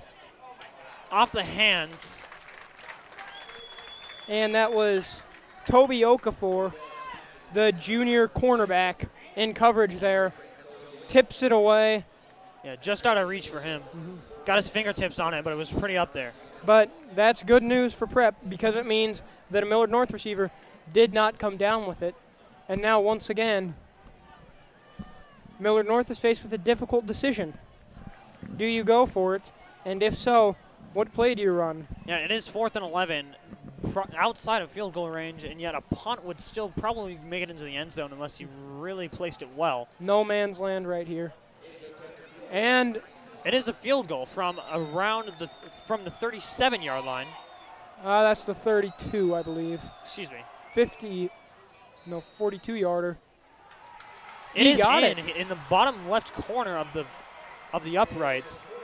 What a That kick. is completed. Now the Mustangs are up by 14, 24-10 with 6:06 left in the 3rd quarter. That's a beautiful kick by Tyson Todd right there. It almost looked as if it might have gotten. Well, no.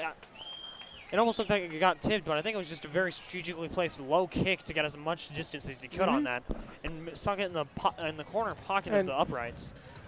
That's a terrific play call by the Millard North coach, showing the confidence in his kicker, and that confidence is rewarded.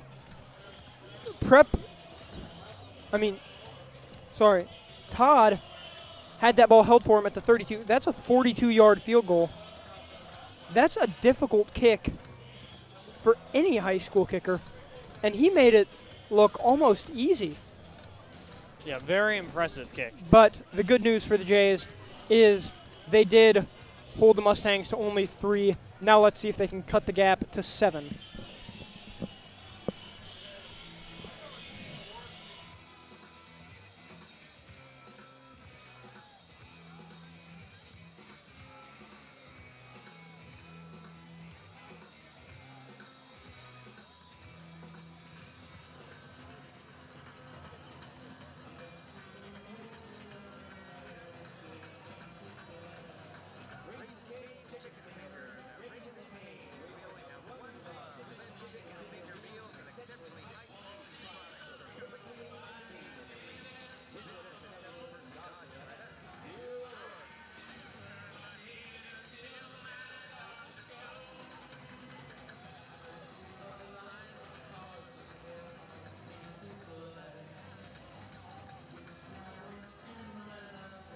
We are back at Burke Stadium for a kickoff for the Millard North Mustangs after an impressive field goal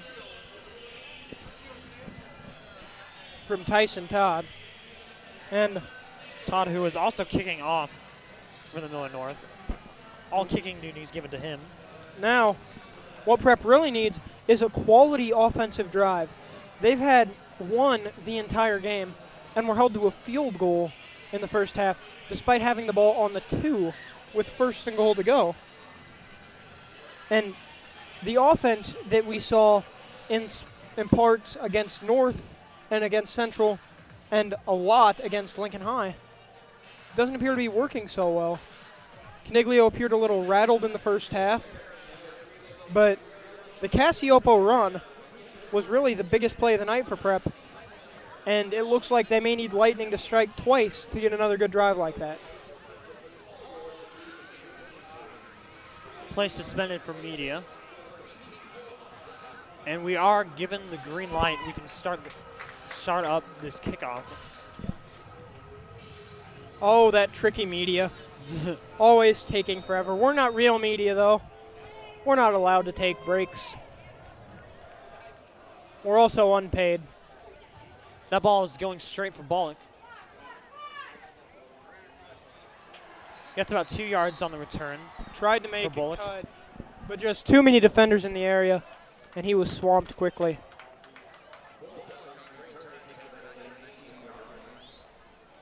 Prep will start with a 1st and 10 at their own 19-yard line to start this drive. And I think the question for Prep might be, when do you start changing things? So far, they've been running the offense that they've ran all season to quite a bit of success. Almost 300 yards a game and almost 27 points. But right now, it doesn't appear to be working. And now they're coming back to this little trick formation. They've got receivers stacked both left and right. They ran a pick play. Mason Armstead with the reception. 8 yards on the play. If there is a pass play for Creighton Prep, you are likely going to hear Armstead's name on the end of it. He's the leading receiver, and it's not even close. Official timeout for an injured player. He gets up by himself. That's Noah Noel. He is a senior running back and linebacker, and he is limping very badly. He definitely did something to that right leg, which looks like it already has a brace on it. Perhaps he re-injured something. Quickly limping off the field. We're ready to start play again. 2nd and 1 for the Jays. Looking to get to that 30-yard line. 2nd and very short, and they did not put Woodward in. Maybe a QB sneak from Caniglio? No. Caniglio with a pass just out of reach for John McClay. First target for McClay all game, and there's been a lot of those from Caniglio lately. He seems to have been overthrowing quite a few receivers. He's had a solid game, but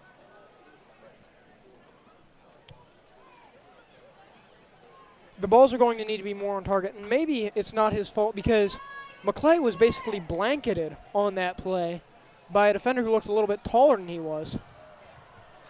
So Caniglio really had to lob it up. That'll be good for a 1st down. Cassiopo again. Cassiopo having a great night. 2 or 3 of his runs are leading to a touchdown earlier today. And he's approaching 100 yards on the ground already. And we've still got 5 minutes and 30 seconds to go in the 3rd quarter. Prep's got a tight end in now, 11 personnel, 1 tight end, 1 back. Cassiopo in a bit of motion. They give it to him again up the middle. Drags the defender a couple extra yards for about 3.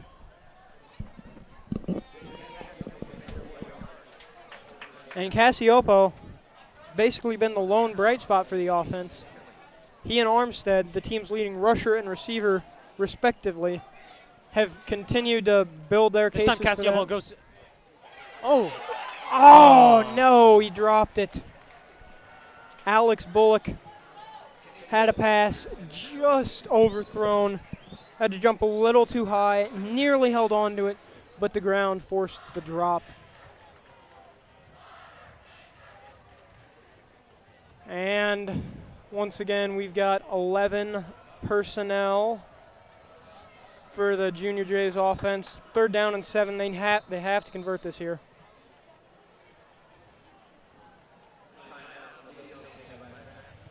Prep takes a timeout on a 3rd and 7. First of the half for Prep.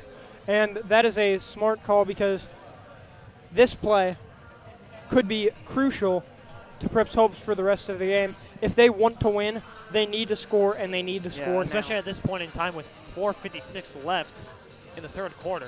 There's less than 17 minutes to go in the game, and they'll need to score at least 14 points while holding North to nothing. We'll be back with the third down.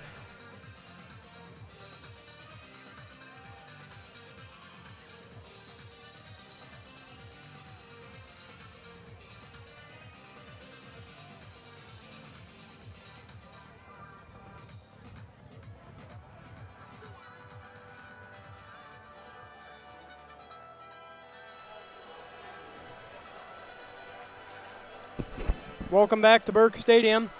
A crucial 3rd down and 7 here for Prep. Down 14 points, 24-10 to Millard North. Absolutely must convert here. Back for a pass is Caniglio. Under pressure. Pass caught. And McClay, I think, will be short, and he may have...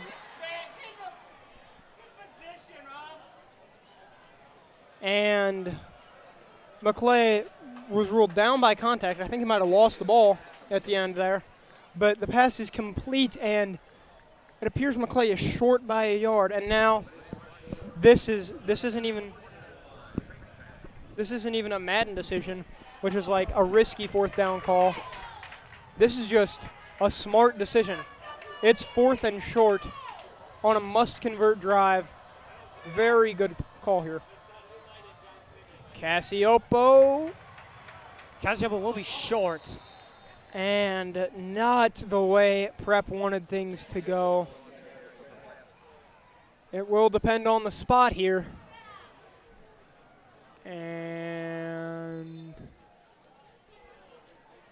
an official timeout.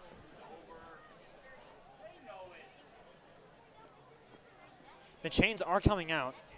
And obviously a momentum killer for Prep if this doesn't go through. And And it is not. oh, that is very close. Just short of the sticks. And that is a crushing blow to Prep's hopes. With just 4:40 to go in the 3rd quarter, Millard North could put the game away right here, right now. One thing I have noticed from their fans, though, is that there seem to be a lot of common chants. I don't think I've heard a chant from Millard North that I haven't heard from Prep yet. But maybe that is still coming. 1st and 10 from the 45 for the Mustangs. Another A pitch to Terry. Outside sweep. Ryan McDonald grabbed his jersey and had a chance at him, but 5-yard Terry gain. just used the strength and turned -2 into 5. I mean, you really can't hope to beat a running team if that's what they do to you every play. 2nd and 6. And if Millard North gets a 1st down here, they're probably in field goal range considering the kick we just saw made last time by Todd. Bednar tripped up, gains a couple. Probably just short of 1st down. That'll make it 3rd and 2. I mean, if I'm being honest, they could try a field goal from here if they don't get it. But it's 3rd and 1. I'm thinking quarterback keeper here for Wendell.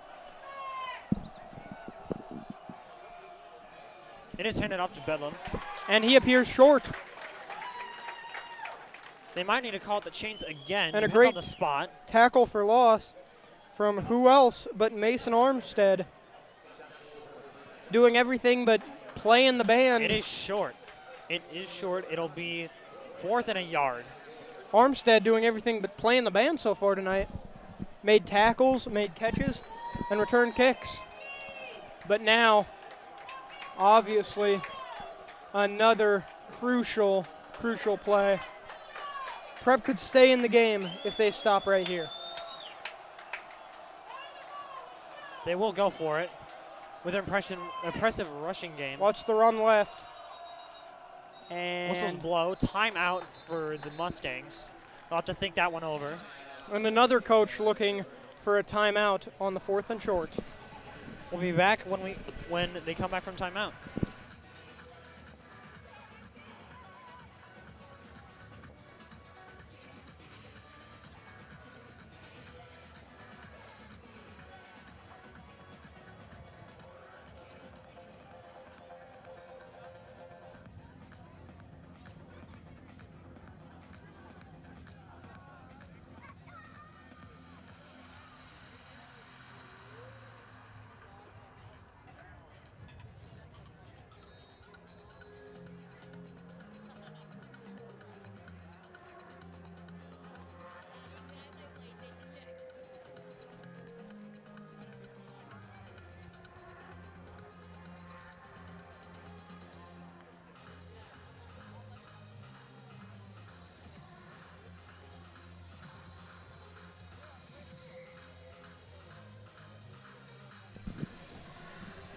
Millard North comes out for a fourth down conversion attempt.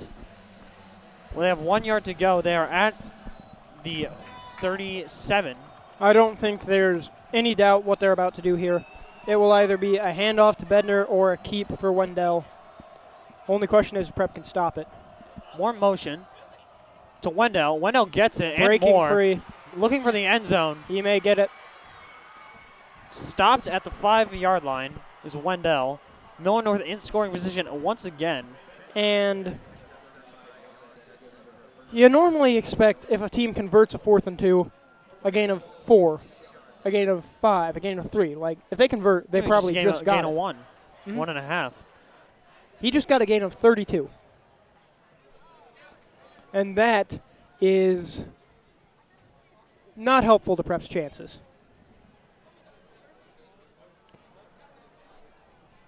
I mean, if Prep doesn't get a stop here, the game's all but over.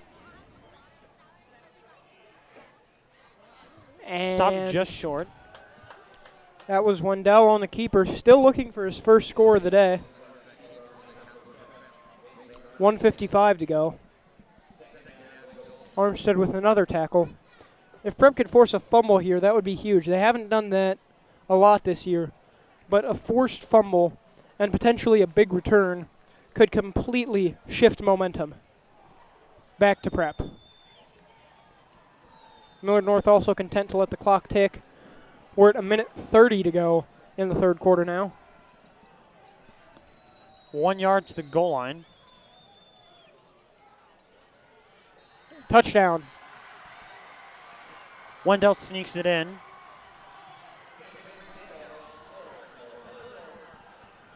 First score of the game for Wendell. And that may just be the straw that broke the camel's back.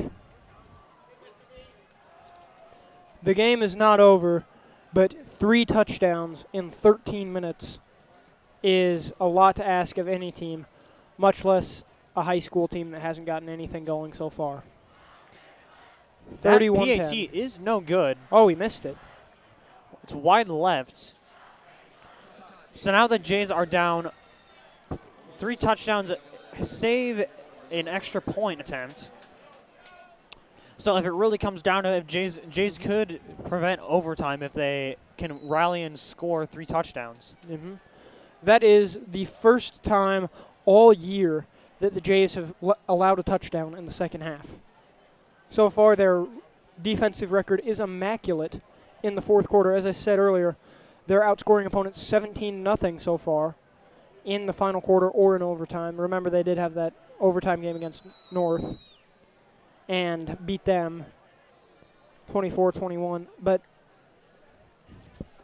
they're going to need a lot more than 17 points to come back and win Once this again, game. the Mustangs are kicking off. And The score is 30-10. Jays down by 20 with 1:20 left in the third quarter. this is just a terrific game here for Millard North. They've scored more points already here in 3 quarters than they have in the last 3 games. And they aren't showing any signs of stopping yet.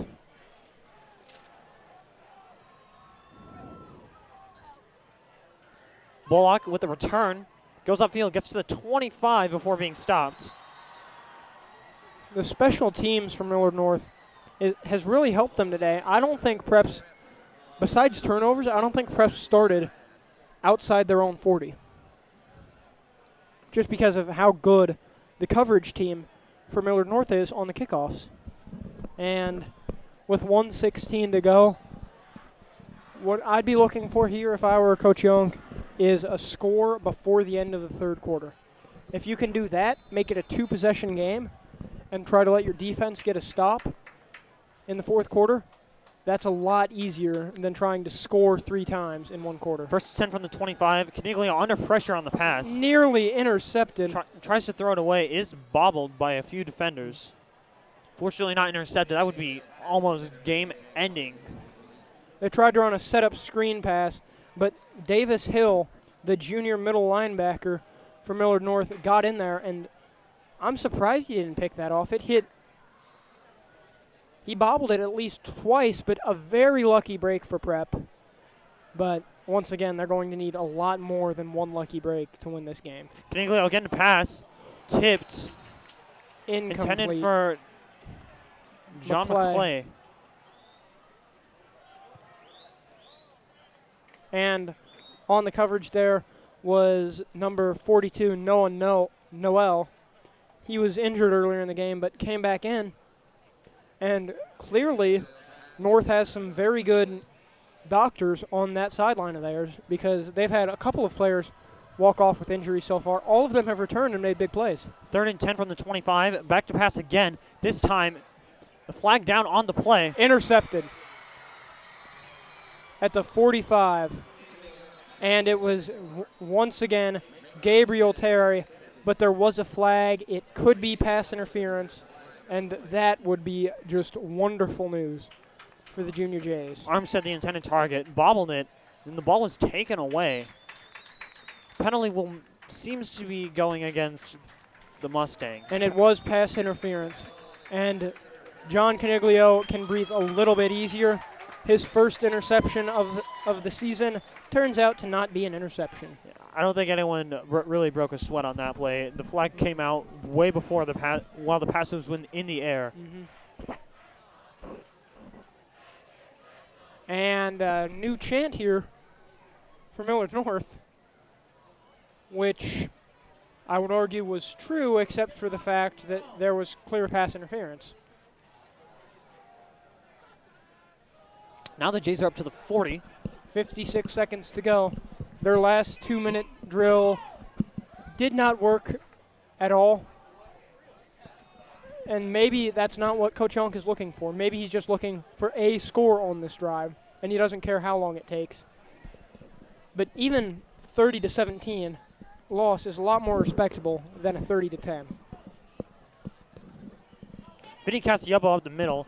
Gets maybe one. It's Caniglio, I think. He kept it. And Nope, it was Castiello oh, it was. with 1 yard, 2nd and 9 from the 41. And the Millard North linebackers have done an excellent job of getting penetration into the backfield. Like, except for that one big play by Cassioppo, the run game has been pretty non-existent. Armstead with the catch, goes up the field, well past the first down marker. That'll be a first down, Jays. Hopefully enough energy to get them going to the end zone. With 21 seconds left in the third quarter, we are at 30-10, Millard North. And that was a good receiver screen, but what Armstead did after it was even more impressive. Instead of taking it up the sideline where there were a couple of defenders, he cut it back in, which normally isn't advisable, but he managed to get the first down out of it. Lots of pressure on Caniglio. Passes up. Well out of bounds for John McClay. And Gabriel Terry once again on the coverage. Slight overthrow. Probably would have been incomplete even if McClay had managed to hang on. But a tough play. Some on the Prep sideline looking for a pass interference call. But Prep continuing to move the ball downfield steadily. 7 seconds to go in the quarter. Pass over the head of Joe Boulay. brings up 3rd and 10 from Millard North's own 43-yard line. And still got 4 seconds left. One last play in the third quarter. And there was a obvious jump there from Tommy Rowland, the senior defensive end for the Mustangs. And that should make this 3rd down and 5 now a lot more manageable. Much needed penalty for the Junior Jays, making it a bit easier to convert on this 3rd down. 4 seconds left in the quarter. I'm surprised they aren't going to whatever snap count Caniglio is using to draw the defense off sides. It seems to be working quite well. And I'm wondering why they aren't using it for every play. Oh, Rollins. A.J. Rollins with the catch. Gain of 18. Gets to the 20-yard line to end the 3rd quarter. Clock zeros. A little bit of momentum there for Creighton Prep. Some good, Desperately yeah, that's needed. right. Good momentum heading into the 4th quarter to get their 3 touchdowns needed to win. Once again, noting that North has missed a PAT. PAT sometimes can decide the game. A missed PAT can make a comeback victory all that much easier. And the good thing now is if Prep does somehow get 3 touchdowns and allow none in these last 12 minutes, then they won't need to go for 2 to win it, because going for 2 is even more riskier than extra point. And Pat Foley, if Prep's offense does what we know they can do, Pat Foley could once again be the hero with a last-second kick to win the game. We'll come back once the teams switch sides.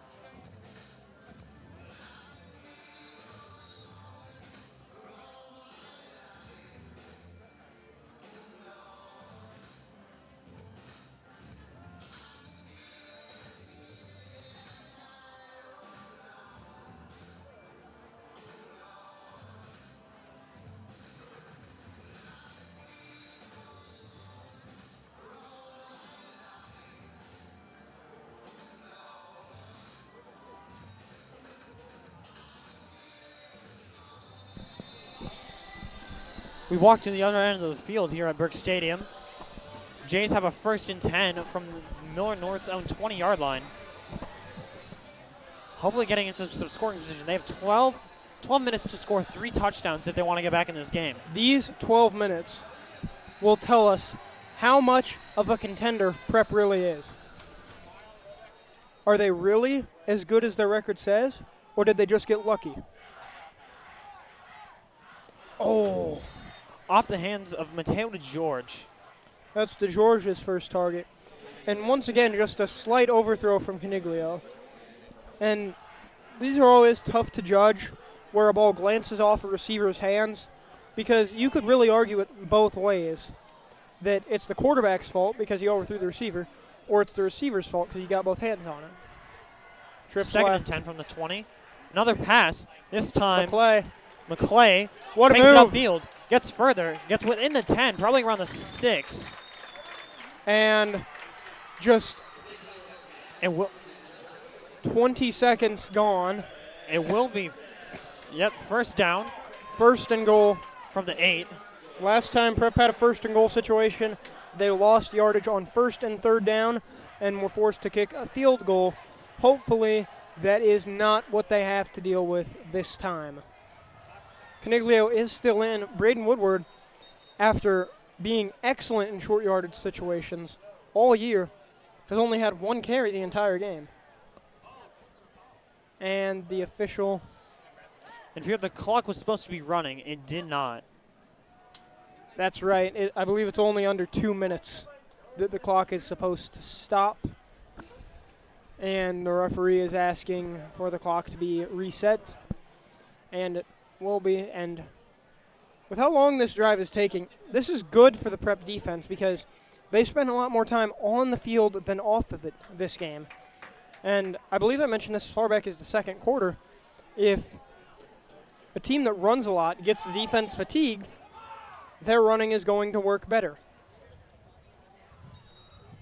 And clock running, 11:30 to go now. Back to pass again is Caniglio. Under pressure. Nearly intercepted. It's good coverage by Tyson Todd, the kicker.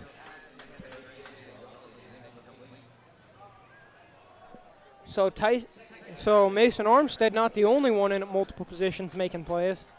Now it's Tyson Todd who will force Prep to take it second and goal. Now both Rollins and McClay could have been targeted for that. It appeared to be Rollins initially, and then almost intercepted as it met McClay. Bounced out. Given to Cassiopo. And makes it to the 5. That'll bring up third and goal from the 5. Jays will need a touchdown if they want to stay in this game. Indeed. Unless they can get some sort of recovery on the kick. I don't feel like an onside kick is a good idea here. I feel like Millard North would be expecting it. Back to pass again. Under pressure. And Touchdown. touchdown. I believe it's Johnny McClay. Number 4. No. Was it McClay? I believe that was Mateo DeGeorge. Mateo DeGeorge with the touchdown. DeGeorge puts up 6. Has not had much action in the receiving game this year, but he scores a touchdown that may put Prep right back in this game. Makes up for a drop pass earlier with 6 points. Pat Foley now for the PAT. And there's still 10:50 to go in this game. PAT is up, and it is good. I know I've been rather pessimistic, but this game is not over. Yep, Jays down 13. And now they just need the defense to get 2 more stops.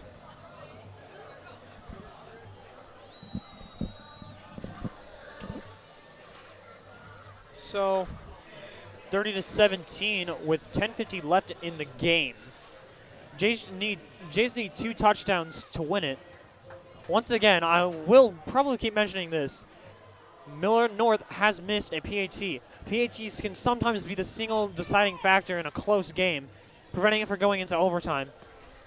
That missed PAT will most likely make this a win or a loss at the end of regulation. A lot of times on missed PATs, it just disrupts a normal football score. Indeed. You very rarely see a missed kick responded with by a missed kick. The only way this game could be sent to overtime, besides Prep getting 2 touchdowns and a field goal, is Prep getting besides Prep getting a touchdown and 2 field goals, would be Prep getting 2 touchdowns and having 1 extra point miss. But that's not likely to happen with how dependable Pat Foley's leg has been so far this season, especially in the clutch. Speaking of Pat Foley, he's on the kickoff. Deep kick. Deep into almost the end zone. And drop into the end zone for a touchback. And it was tipped by Jadis Ellis. Yeah, through the hands of Ellis into the back of the end zone. And if he had caught that, then it would have been a lot harder for North to get a score. Actually, a smart play by Ellis to let it go through his hands. It may not have seemed very intelligent at the time, but it goes from him catching it on the 5 to them automatically getting the ball at the 20. Yeah, probably a good decision to avoid that hit and take the 20 yards you get. I'll make it 1st and 10 from the Mustangs. It's up to the outside linebackers here to make sure. Yeah, let's see what the defense can do here. can't Defense get needs to hold up if to they the want to have edge. hope.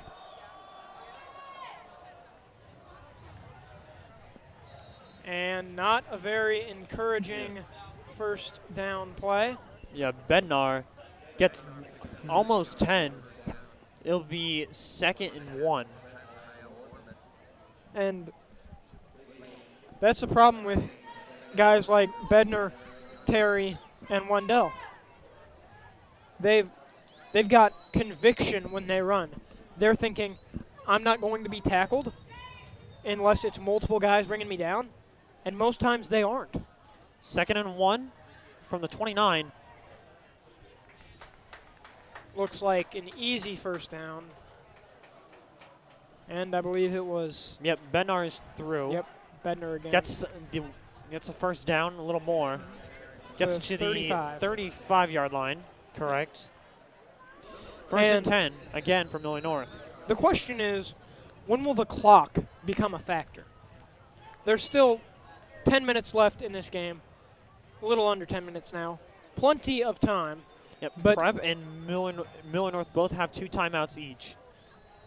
the question is, when will it get to the point where Prep will have to start using those timeouts? Oh, Bednar, but taken down behind the line, makes it 1st and 12. that was Nas Perry. Second and 13. Nas Perry, senior defensive tackle who weighs in at 270 pounds. He didn't look like it there, though. He came into the backfield like a flash of light.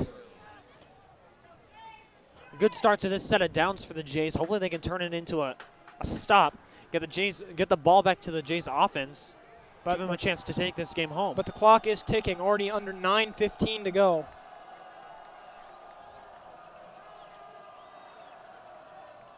Up the middle.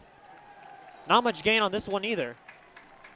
Gets back to the line of scrimmage and maybe a yard more. Should be about third down and 9. That's Bednar again. It is 3rd and 9. And it's time to ring the pass alert bell. Pass, pass, pass, pass, pass, pass, pass. There we go. Millard North up to this point, I believe, has faced 4 third down and more than 5s. All 4 of them have been passes. 2 of them have been picked. 2 of them have been tipped away. So, do I even really need to say it? Watch for the pass. No, it is a pitch to Terry. Stopped Well short with of about the line 5 today. yards to go. It is 4th and 5. He barely got to the 40-yard line there, but the clock ticked a lot of time off there. Obviously a good defensive stop for Prep, but we're nearing 8 minutes to go, and they're going to need a couple of quick offensive drives to get back in it because they can't risk losing 5 minutes for every touchdown. They don't have that kind of time anymore. And DeGeorge back. DeGeorge, who received the touchdown, is back on the return. Watch for a pump block. Prep got one of those last week. Oh, a bad snap. Oh. Nearly blocked. Mateo George with the fair catch at the 28. 28-yard line. Now it's time to see the Jays offense make something happen if they want to stay in this game. It is 30-17. Jays down by 13 with 7:34 left in the game. Speaking of special teams, one player to watch out for in that department is Sam Sledge. He's one of just 2 freshmen on the roster, but he is getting real playing time on special teams. Last week, he was the man who got in there and blocked a punt against Lincoln High, which led to a touchdown for the Junior Jays, which is no surprise when you look at his height and weight. He's 6'3", 240 pounds, and he's still got 3 more years of high school football to play. He is going to be a monster. Not only that punt block, but he also stripped the ball out for a recovery, both of which happened in the red zone and led to touchdowns.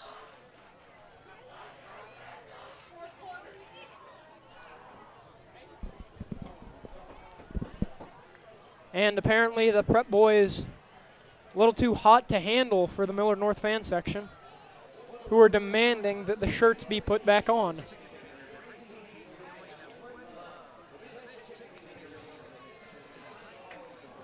So, while we're on media timeout, the Junior Jays have more time to talk things over.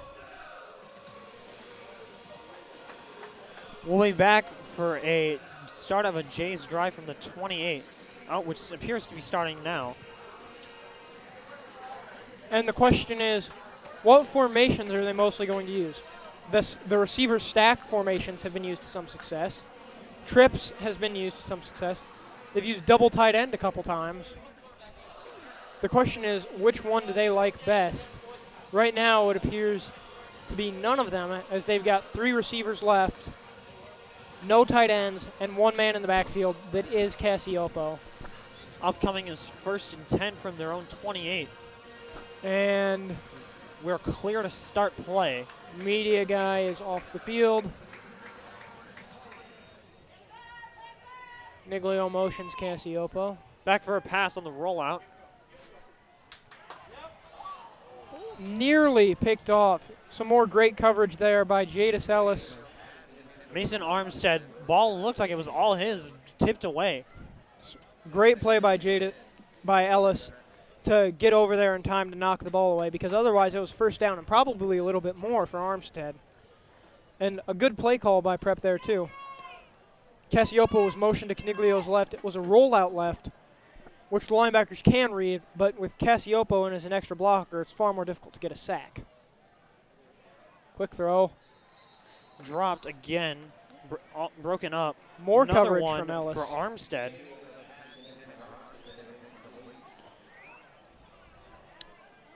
Armstead had a very productive first half, not so much in the second half. Both Gabriel Terry and Jadis Ellis have done an excellent job on him and have made life very difficult. And 3rd and 10 from the 28. Jays need this. Prep Back for the in the pass. 5 wide. Caniglio under pressure, broken up.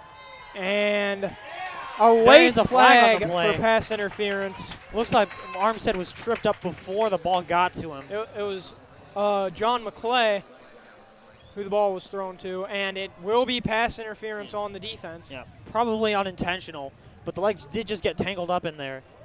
And it was before the ball got there. That was the important thing. The refs saw that. Yeah. The flag was a little bit late, but it's a good call by the official. And now Prep is set up in better field position. And so far, they've only taken 13 seconds off the clock. Ball on their own 43 now. Yeah, certainly a catchable pass on that one. Up to the 43. 1st and 10 for the Jays. Still 4 receivers.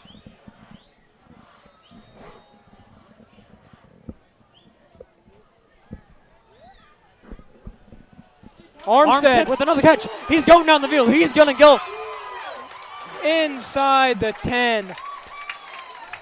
That time, Armstead ran a beautiful slant play, and Ellis, who's been used to Armstead going deeper and then going across the middle or running the out route, wasn't ready for the slant.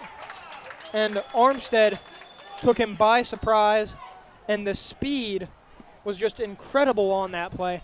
Ellis couldn't catch up to him, and the Mustangs were very lucky. Tyson Todd was back, or Mason Armstead would have been in the end zone. Less than 7 minutes to go now. Back to the pass is Caniglio. Behind the back of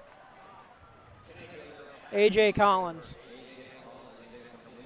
And that one, a smart play by Caniglio, probably could have completed the pass, but elected not to, especially since there was a defensive lineman looming in the way of the pass. If he had thrown it normally, it would have very, very likely been tipped or intercepted and going the other way.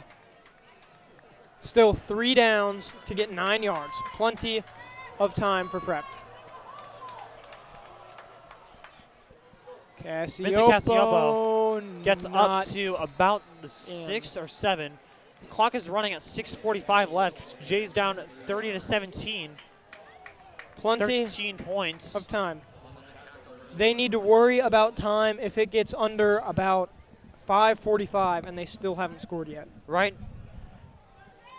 Jays right now need to worry about scoring. If they can't score here, it's not going to happen. And I believe Vince Cassiopo in the backfield. Back Roll to pass. out. Rolling out is throwing. Caught! touchdown, Jays. Touchdown, A.J. Rollins. The senior tight end at 6'6" and 210. Correction, that is a junior. Oh, junior tight end, A.J. Rollins. Big enough to be a senior for sure. AJ Already has multiple D1 offers, too, Nebraska and Iowa State. Very impressive athlete. Large Swinging figure. gate start for the PAT. Large figure in the end zone. Pretty easy for Caniglio to find him and throw it to him. Easily the tallest guy in the end zone. And The PAT is up, and it is fully hits good. it. That cuts the lead down. Plenty of time to go. 6 points 6:14. is the deficit. 6 points. I'm going to say it again. Millard North missed a PAT, making the lead only 6, making it much easier for the Jays to come back and score. A touchdown in a PAT would give Jays the lead and probably the win.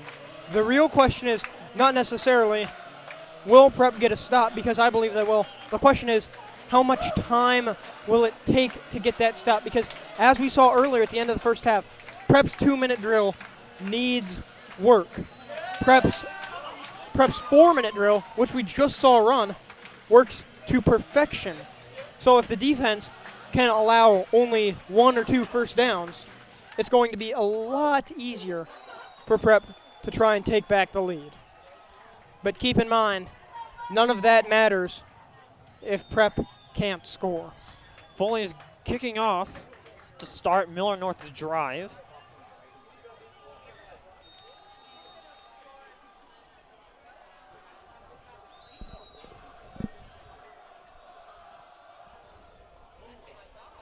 A booming kick. Into the end zone. That will be a Another touchback. touchback for Foley. And no media timeout here, so we'll get right into Millard North's drive. And Foley very hyped up about that kick. Got a very big leg on him. And now once again, it's up to the defense, as it has been so many times this year, to get the offense the ball and try and win the game. Birdcage is back in full force now. Now that Jay's defense needs to step up and get this stop. It is 1st and 10 from Millard North's own 20. It is 2 outside.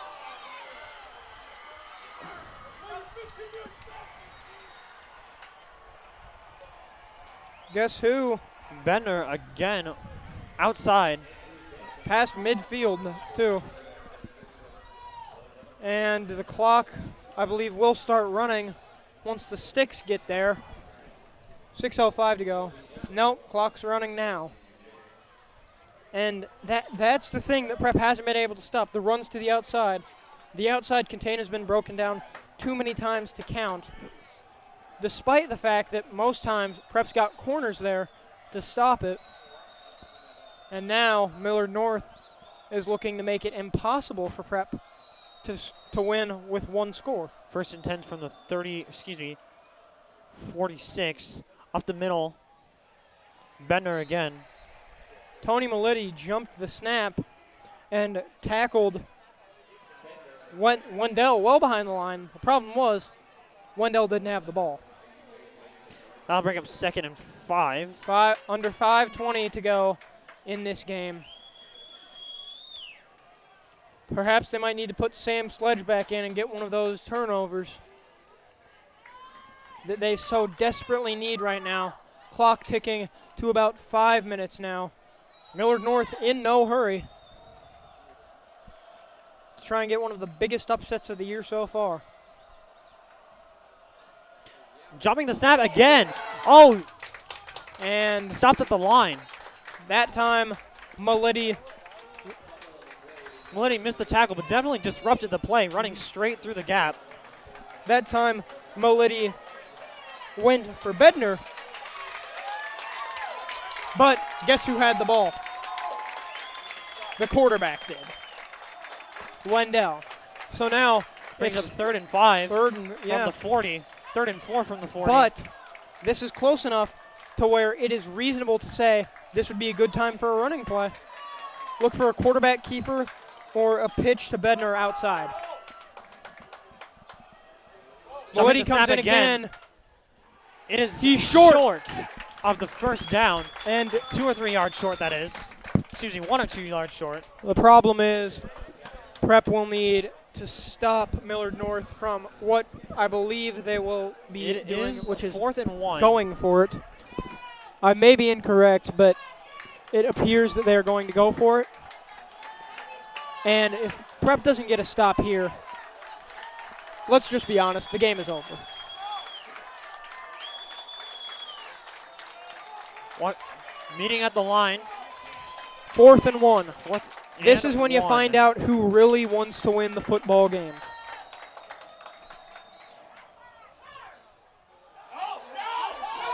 And he is short. It appears to be short. It appears he is. Oh. This will be close.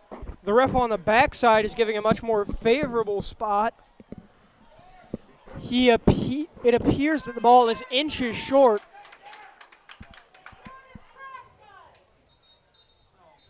And they're bringing the chains Official out. timeout. Oh, this could be either. This is going to get one crowd to cheer and the other crowd to start throwing things. All right, here come the chains. Oh, this is tough. Oh, no. They got it. They got it by the length of the football. Unbelievable.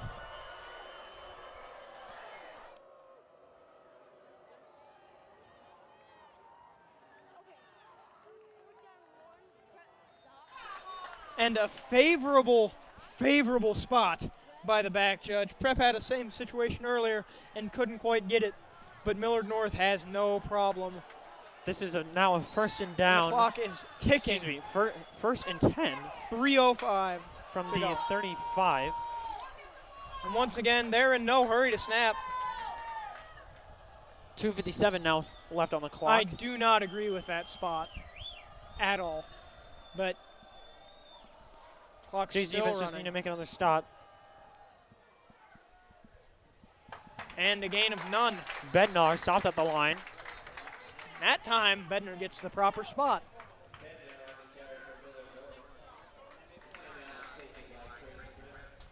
First timeout. The Junior Jays have one left. And if they can get another close stop,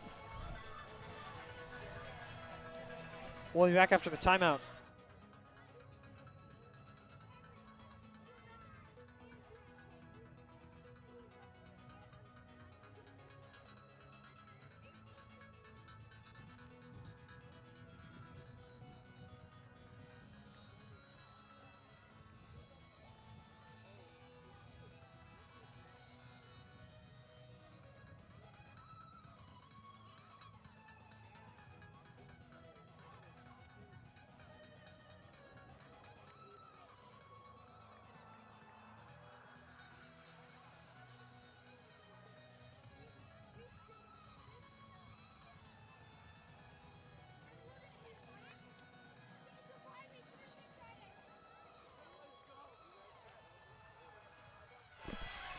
welcome back to Burke Stadium. If you're just joining us in what is shaping up to be the game of the week, Millard North has a 30-24 lead on Creighton Prep with 2:42 to go, but are facing a 2nd and 8 from the Creighton Prep 34. Now, the real important thing is Prep needs to make sure that they're out of field goal range. Another motion. Bednar stopped again at the line for a loss. Behind the line. That will bring it back to a 10 or 11 yards for their third down. And time for our regular third down and long pass siren. Pass. Thank you. 3rd and 11, and I believe Prep called another timeout. They did. There is 2:37 to go. And here is the situation for John Caniglio. Let's assume that Prep gets a stop here, and let's go best case scenario. Millard North attempts a field goal, and they miss it, or it's blocked, and Prep recovers at the line of scrimmage. He'll end up with, let's say, 65 yards to go. With in about 220, No. 225. No, I'd say it's a lot less than that. If Millard North runs the ball here, which I'm assuming they will, he'll have less than a minute 50, I think.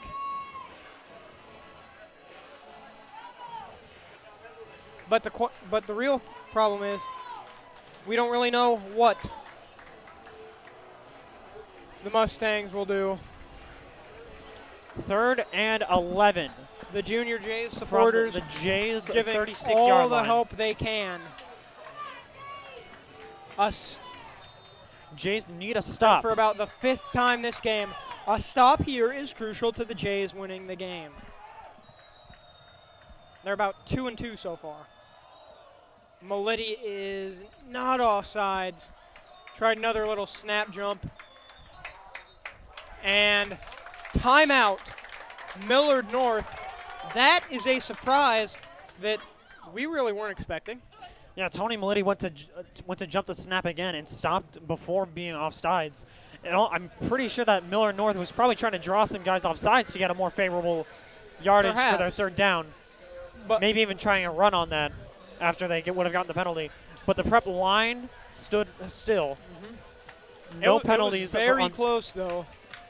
You could hear a pin drop when Milady was running up to that line, but still, that timeout by Millard North is making me think more and more that they're going to run the ball.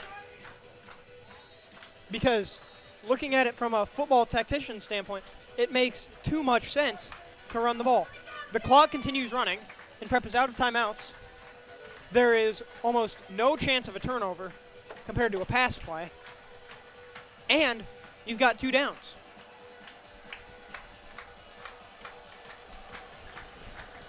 But all right, the lines are meeting at the line of scrimmage. It is 3rd and 11 from the 36. Jays need to stop now. Prep's got man coverage on both receivers with 1 safety back. Pass. Rolling out. No, he's going gonna for run a run. He is Still short. going, Maybe a gain of 4. just at the 32. And now, field goal. A field goal from here would be rather impressive. Although we saw a pretty good one earlier tonight. This is actually slightly shorter than the one that Todd made earlier. They're at the 31, but obviously Millard North is going to do the very smart thing and let the time tick down.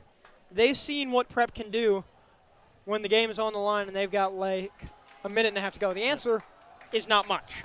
We are now sub 2 minutes. It's 30-24 still. Millard North Mustangs are up. They do not appear to have and just taking all the time off the clock. Very nearly a delay of game violation. And 3 seconds ran off the clock, but hopefully that's not too big of a deal. I think this is the point where they bring Todd out. What they were doing there was simply draining as much time from the clock as possible. And now they're out of timeouts too. So there is no chance of, if Prep manages to get a stop and score, there's no chance of freezing Foley before the extra point, although Foley has proven to be fairly impervious to pressure so far this season.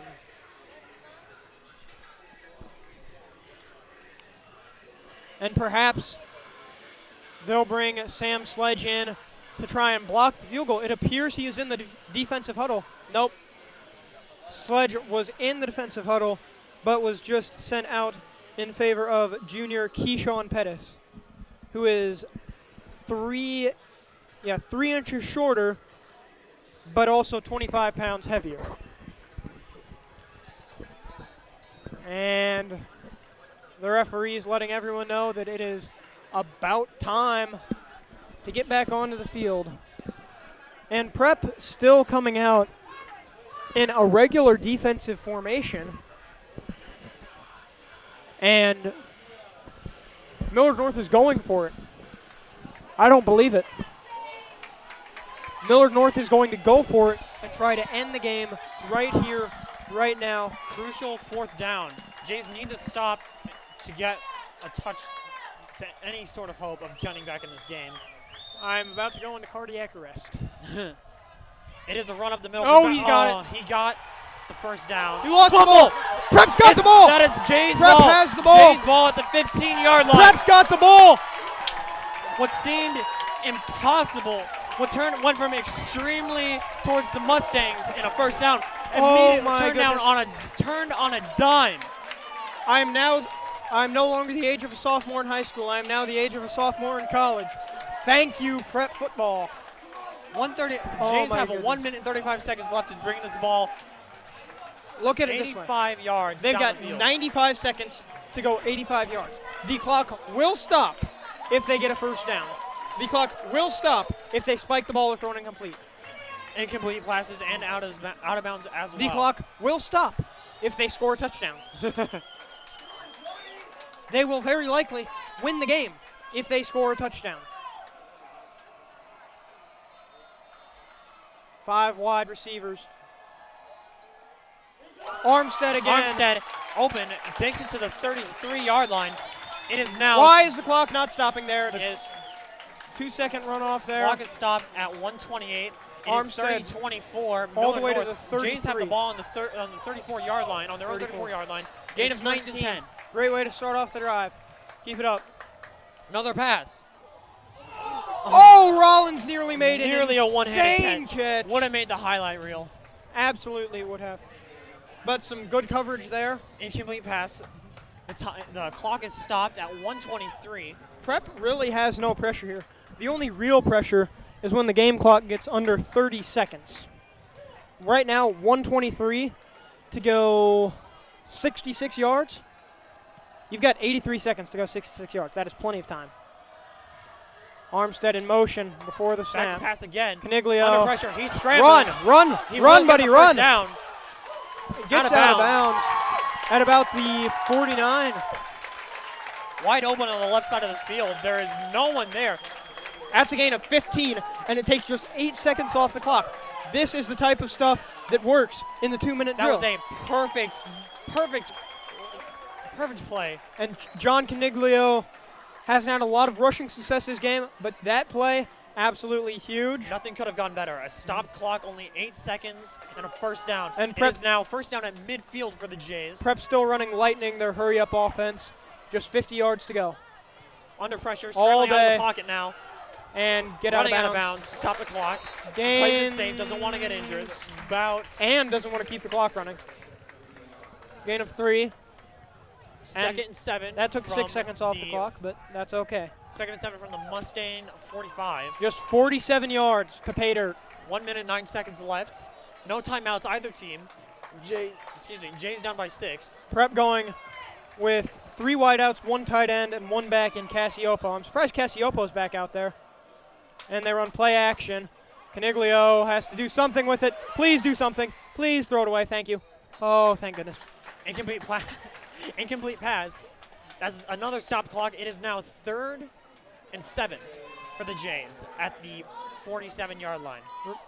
But this is no longer, oh, it's 4th down, time to punt it. This is, you've got 2 downs to get at least 7. That is all you need to worry about. Prep does not need to worry about scoring a touchdown right here. There's still over a minute left. You need 7 yards right here, right now, and Caniglio needs to not hold on to the ball and nearly cause me to have a brain aneurysm. Armstead, pass broken up. What a hit. And that'll be 4th and 7. I think that might be better for Prep because Armstead appeared to be short of the first down, and he was well in bounds, which means that the clock would have continued running. And now what could be the final offensive play of the game for Creighton Prep. Cassiopo still in the ball game. 3 wide receivers, 1 tight end. Here we go. 4th and 7. Back to passes Caniglio. Armstead is open. Makes the catch. Did he catch it? He did! It's caught. Unbelievable! That is a first down. Well in bounds. The clock will run. No, it won't. They got to get the first down. Gain of 12 there for Armstead. And the clock is running. Clock is running. The Clock sticks should not have be not- running. Several clock At issues le- tonight. At least 3 seconds were taken off the clock. And obviously, Creighton Prep is very upset with that. But there does not appear to be any fixing coming anytime soon, so. They're signaling to the box to fix the clock. Currently, it's at 39 seconds. Should be at about 42. And Clock is still not fixed. Now it's at 48 seconds. Plenty. An addition of 9 Plenty seconds. of It is time now for Prep. first down from the 35 for the Jays. And Jays need now- 35 to win this game. And now, if Prep gets another first down here, they might want to consider running the ball to take some clock off. Because in a 1-point game, 20 seconds might be a passes little too much Caniglio. time. That's Oh. there was a definite flag. pass interference. The defender had 2 hands full of jersey. Gabriel Terry, absolutely furious with that call. That's a judgment call there by the official. I'm going to say he made the right call because I go to prep. If I were to go to Millard North, I would say that's a terrible call, ref. What are you talking about? He didn't hit him till the ball arrived. But still 38 seconds to go. And that is a gain of, I believe, 15 yards. On the penalty. Yes. Unless it's a spot foul. But it doesn't look like it is, so. Prep going. Ball will be placed at the 20-yard line. Jays need 2 first downs, essentially. 5 wide, but one of the wideouts is A.J. Rollins, that 6'6" tight end. Perhaps they're going to try a fade to him. 38 seconds left. Over Jays in down the by right 6. corner of the end no zone. timeouts. Whistle blows. Clock will. Caniglio throwing. Throwing. And another flag. That one is at the goal line. And this time it was Ben Wilczewski, a linebacker in coverage.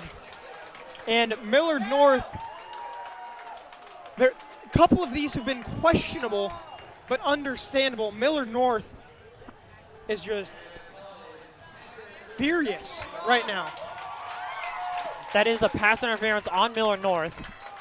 All right, here's my opinion for Coach Yonk right now. Run the ball. Take a run. Let the clock go down to like 20 seconds and then spike it. You've got 2 downs to get, what, 5 yards? Penalty was half the distance to the goal. That leaves them at the 10-yard line. No, they were on the 25. That's Excuse the 15-yarder. For the 31 seconds left. They're now at the 10-yard line. And the official is signaling for something. Perhaps a sideline warning? Sideline warning would have been a flag, most likely. Yes, but With a no warning effect on is the not a first time. flag. Back to passes Caniglio again. Looking. Plenty of time. Looking. Will not go down. Will run for the end zone. It is Inside the 5. Clock stops at 22 seconds to go.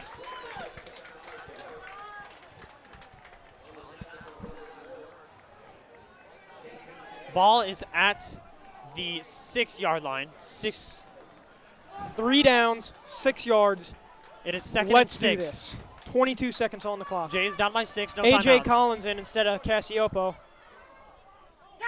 Bullock Incomplete can't pass. hang on. Oh. Almost could have been intercepted. Better than any alternative like that. But a great location of the ball by Caniglio. He put it where only Bullock could get it. Bullock just didn't get it. No fault of either of them. Tough pass catch, diving catch into the end zone. 2 downs, 6 yards. Yep, that means third down and 6. 18 Jays seconds. need a touchdown. And they're going 3 wideouts, 1 tight end. A.J. Collins still in. Hasn't run the ball, I don't think, at all this game. But perhaps he will here. He will not. Play action. Touchdown! Incomplete pass. And 4th down with 6 yards to go. Oh my goodness gracious. Well, this is it. 6 yards to win the game. 12 seconds left. 30-24, Millard North. I don't really know what to say here other than please score. Please. A.J. Collins still in the game.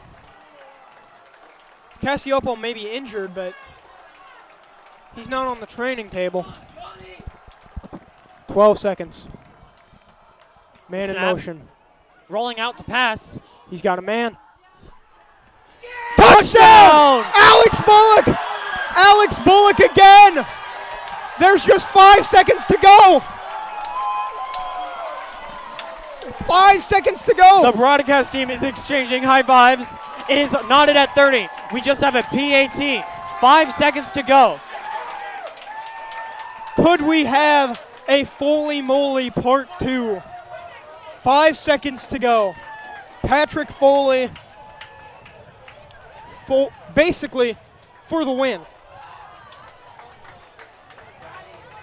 And no timeouts left for either team. Here's the kick.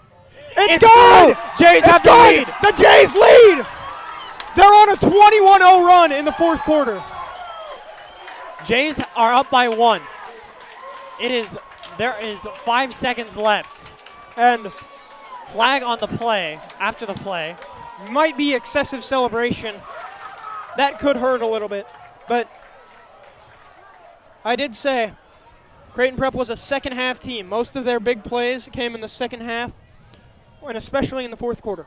This fourth quarter, they have scored 21 points. Millard North hasn't gotten inside their 20 without losing the ball.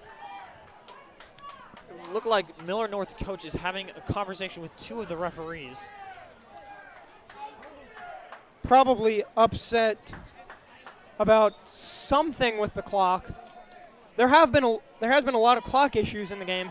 When Prep didn't have the ball, we were like, oh, those are terrible for Prep. But now that Prep doesn't have the ball, we're like, oh, those are now great. the clock is in our advantage. 5 seconds left. Might not even be enough time to get a playoff after a kickoff.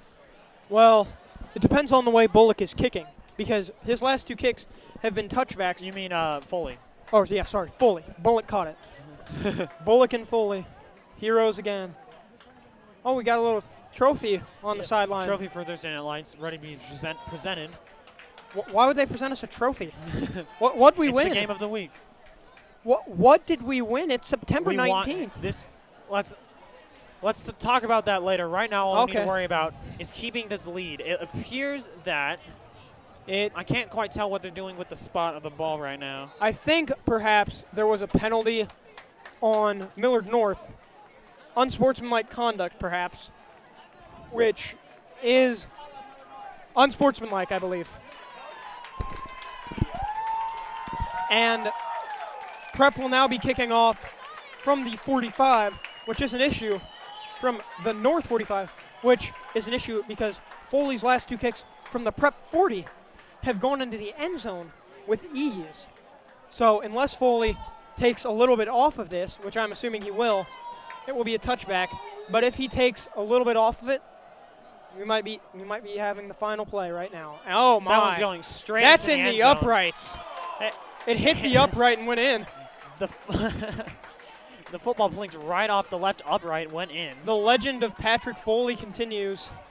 So 5 seconds. 5 seconds for 1 play for Millard North. And remember, they do not need a touchdown. 1 point game, obviously with 5 seconds to go. The thing you got to hope for is a receiver with Usain Bolt speed and a quarterback with Patrick Mahomes' throwing arm, and then go out of bounds with 1 second left at like the 20. That is highly unlikely to happen. In 5 seconds, I think that's rather unrealistic. I'm pretty sure it's going to have to be a touchdown on this play or bust. Especially considering the way that Millard North has been throwing the ball. Yeah, and passes have not been very pertinent in this game. Mostly rush for Millard North. So now, all right, 5 seconds both left. teams lining up Watch at the 20-yard line. Watch for a trick play, something like a flea flicker. 5 seconds left. Something like a flea flicker or a hook and lateral. And now, for the first time, only 1 back in the backfield for Millard North. 4 wide receivers now. The snap. Pass. Back to pass. Throwing it deep. Batted away. Jays win. That's Jays it. win. The clock has hit 0, and the Creighton Prep Junior Jays come away. Coming back from 20 points down to win the game of the week, 31-30. What a finish! Hey, what did someone say earlier? Someone said something about PATs and how important they are. Well, the I Jays can't have remember who that won was. by a PAT. 31-30 is your final score. Jays win here at Burke Stadium. I'm pretty sure somebody else said, like, the Junior Jays are a fourth quarter team. They haven't allowed to score in the fourth quarter all year. All right, fine. We're both in the right for this one. Yes, thank you. The message of the story is Jays win here. Absolutely. Amazing comeback story here at Burke Stadium. 31-30. Incredible quarter of football I've ever seen. What a game. What a victory. Ladies and gentlemen, I've been Caltesian. This has been Brandon Priesman signing off from Burke Stadium. Thank you and good night.